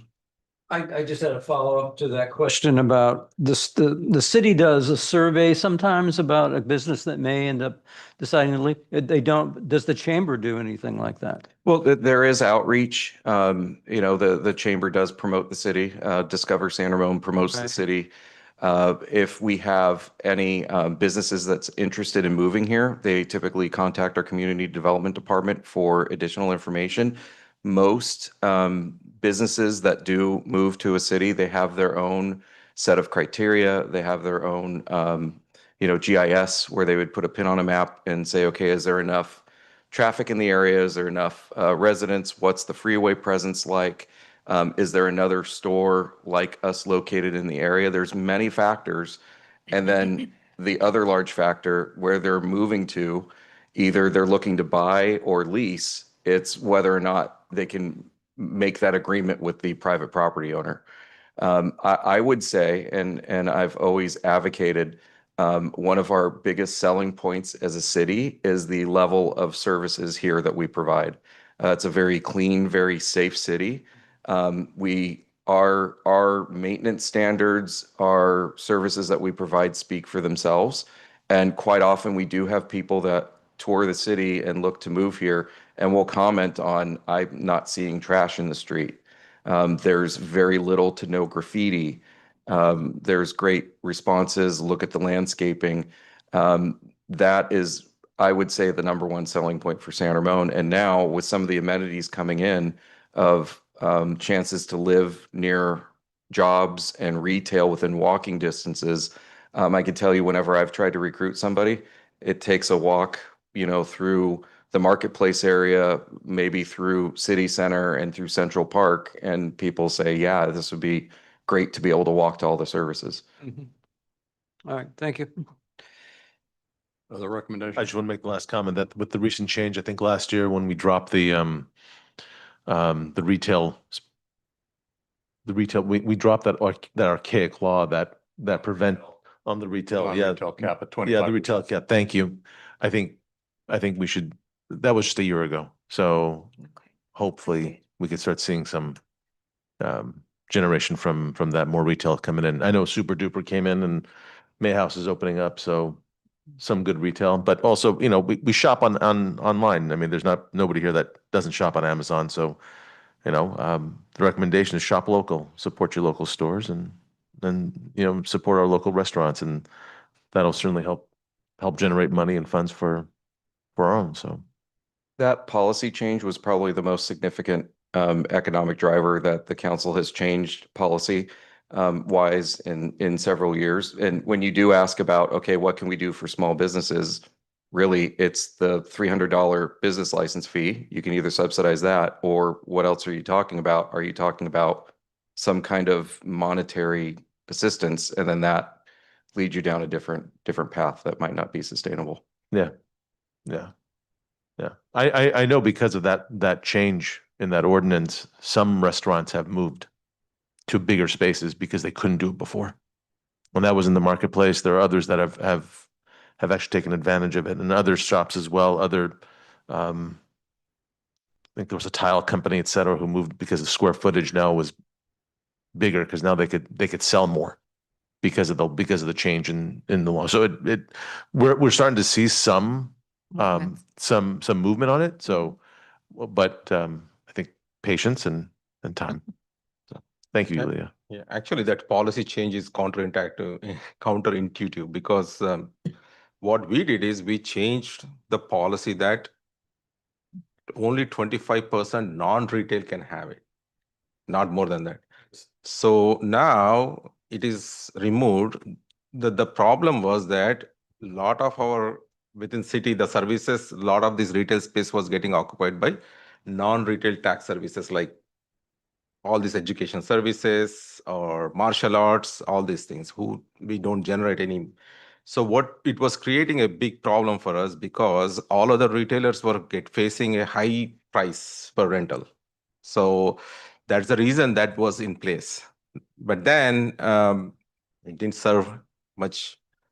But now we changed it thinking that, okay, hopefully that spaces will be filled with some lifestyle chain, like lifestyle services, and that may able to bring new retail services into that space. That was a hope. But yeah, we need to see after we change that one, did we see any change? We can Yeah. I'd look into that. So if I could kind of jump in here a little bit. So back on the 3rd of April, I had my monthly mayor's breakfast, and a couple of the people here in the room were there. But we had a panel of small businesses, and we talked to them. It was Fremont Bank, which is a community bank. Rose Marino, the new restaurant that opened up where Piatti's used to be, not Piatti's, Gianni's. The Quirky Crow, new bookstore, and Cocaine and Dental. So a little, some retail, some non-retail. But one of the things that Danielle Cook from the Chamber of Commerce brought with her to that panel that we had, that panel discussion, they talked about some of the challenges, some of the opportunities that they had as well. But one of the things she read was a statement from one of the shopping center owners who provided feedback on the impact of the change in that policy, and it was a positive impact. That because of that, they were able to. They're still in some negotiations, but they're able to attract some additional people into their spaces for leasing, and fill what had been empty space, and it's driving additional foot traffic in that area for the other retail spaces as well. So we did get some positive impact kind of through the Chamber of Commerce on that informal, not a formal report. And then I'll just share the other challenge, since I'm kind of talking about this. There was a challenge that was discussed in terms of permitting and some of the process with the timing or the expediting of permits and things like that. So, and those.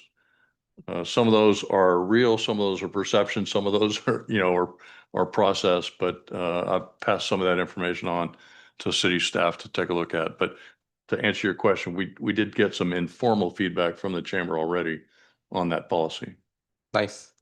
So we did a good decision then. I mean, the other last thing, which the city doesn't want to do, residents, is have services that heavy on tobacco and alcohol. Right? Those are big money drivers, but that's something that the residents, I know, Would not want. they don't want. So, I mean, there are options, but those two are definitely not something that we want to see here. Okay. Anything else? Okay, thank you. Then not sure what you got out of that, but thank you for your presentation. Appreciate hearing about the assumptions on revenue for this upcoming budget cycle. Look forward to the next workshop. Yes, we will bring the next workshop in 2 weeks for the expenses. And as we fine tune the revenue side, if we have any additional information, we will share it with council. Okay. Thank you. All right. Thank you, Yulia. All right. With that, we're on to item 10, city manager's comments and city council member comments. All right, thank you, Mayor and members of the council. A few items to highlight. The new Encore newsletter is available. The April to June Encore newsletter is targeted to residents 55 plus. There's lots of info about upcoming classes and events. You can find the printed newsletter at the Senior Center or online at sanramon.ca.gov/encore. The San Ramon Trails Challenge has begun. It runs now through September 30th. It's free and open to all ages, and you can complete this year's. If you complete this year's 5 featured hikes, you'll receive an exclusive reward. I will not detail what that reward is. Please complete the hikes, and you will find out what that reward is. You can learn more and sign up at sanramon.ca.gov/trails. And also, time to mark your calendars. The Art and Wind Festival is coming up Sunday and Monday of Memorial Day weekend. That's May 24th and 25th. It's our premier event, and it takes place at San Ramon Central Park from 11 a.m. to 6 p.m. both days. It is a free event with no charge for parking, I believe. That features kite making work, no charges from the city, I believe, with parking. It's a free event that features kite making workshops, professional choreographed kite flying demonstrations, entertainment stages, crafts, family, amusement zones, and more. Food and beverages will be available for purchase along with arts and crafts from local vendors. You can learn more at artandwind.com. Although there may be, just to be clear, there may be parking charges at some of the nearby garages. But we don't charge on any of our local streets. With that, this concludes my presentation. Okay, and I assume we're going to have a Memorial Day event up at Memorial Park as Yeah, well. we'll on that announce when we Monday. have more details. We'll announce that Yeah. as well, the morning of. Okay, all right, great. All right, let me come over to Councilmember Adler. It is getting late, but try to keep our reports as short as we can. But if somebody's already said it, then move on to the next item. All right. March 25th, we had the Tri-Valley Cities Coalition, where we meet with our legislative people that kind of keep us appraised of what's going on in Sacramento. And they were kind of keen on the e-bike safety reforms and energy use and affordability. One of the key state legislative items was there was one having to do with e-bikes again. It tightens the e-bike classification by lowering the speed threshold and reinforcing limits on motor power to curb higher speed devices. And our own Assemblywoman Rebecca Bauer-Cahan has a AB 1942 establishes a registration and license plate requirement for higher speed e-bikes. So I think that's a good idea. There were other things, but I want to keep it short.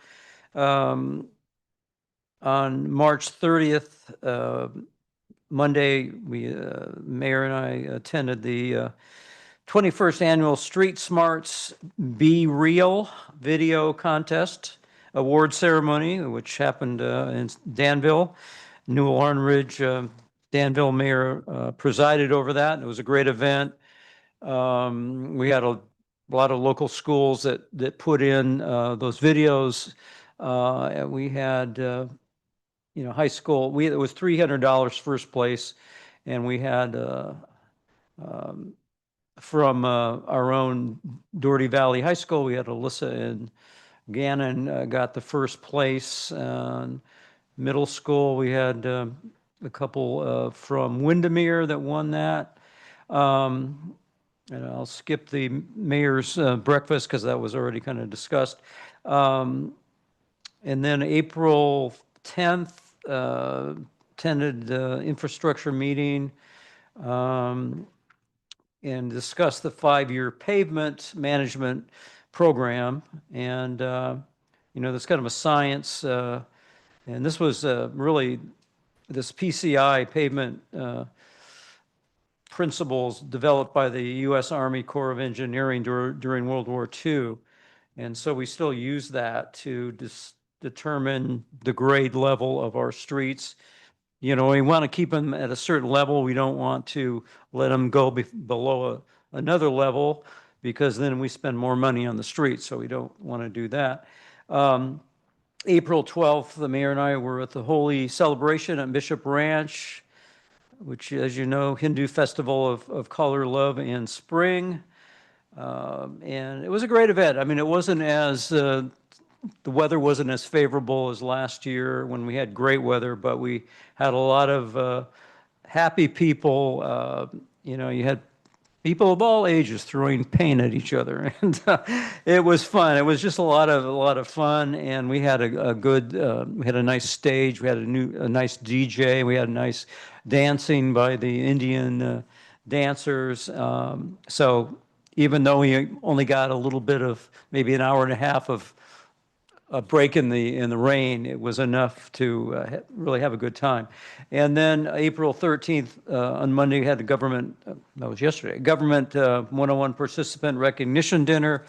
The mayor mostly presided over that. He gave the certificates, and I gave the little bag. I was the bag man and gave bags to the attendees of that course. And it was a great event.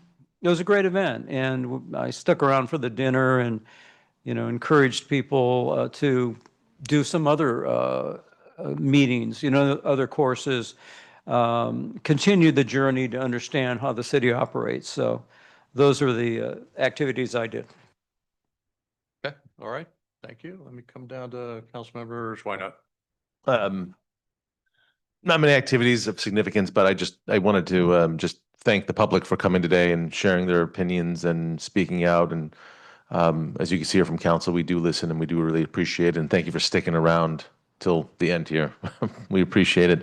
I also want to give a big thanks to Public Works. I walked around over the weekend in the neighborhood after the storms, and the creeks are clear, the streets are clear, and the main drains are clear of leaves, et cetera. So that's a big deal to us. So thank you, and also a big thank you to the citizens for keeping their property clean. It makes a difference. So it's great to live in a community where people do take care of their homes and their property. And I just wanted to give a thank you.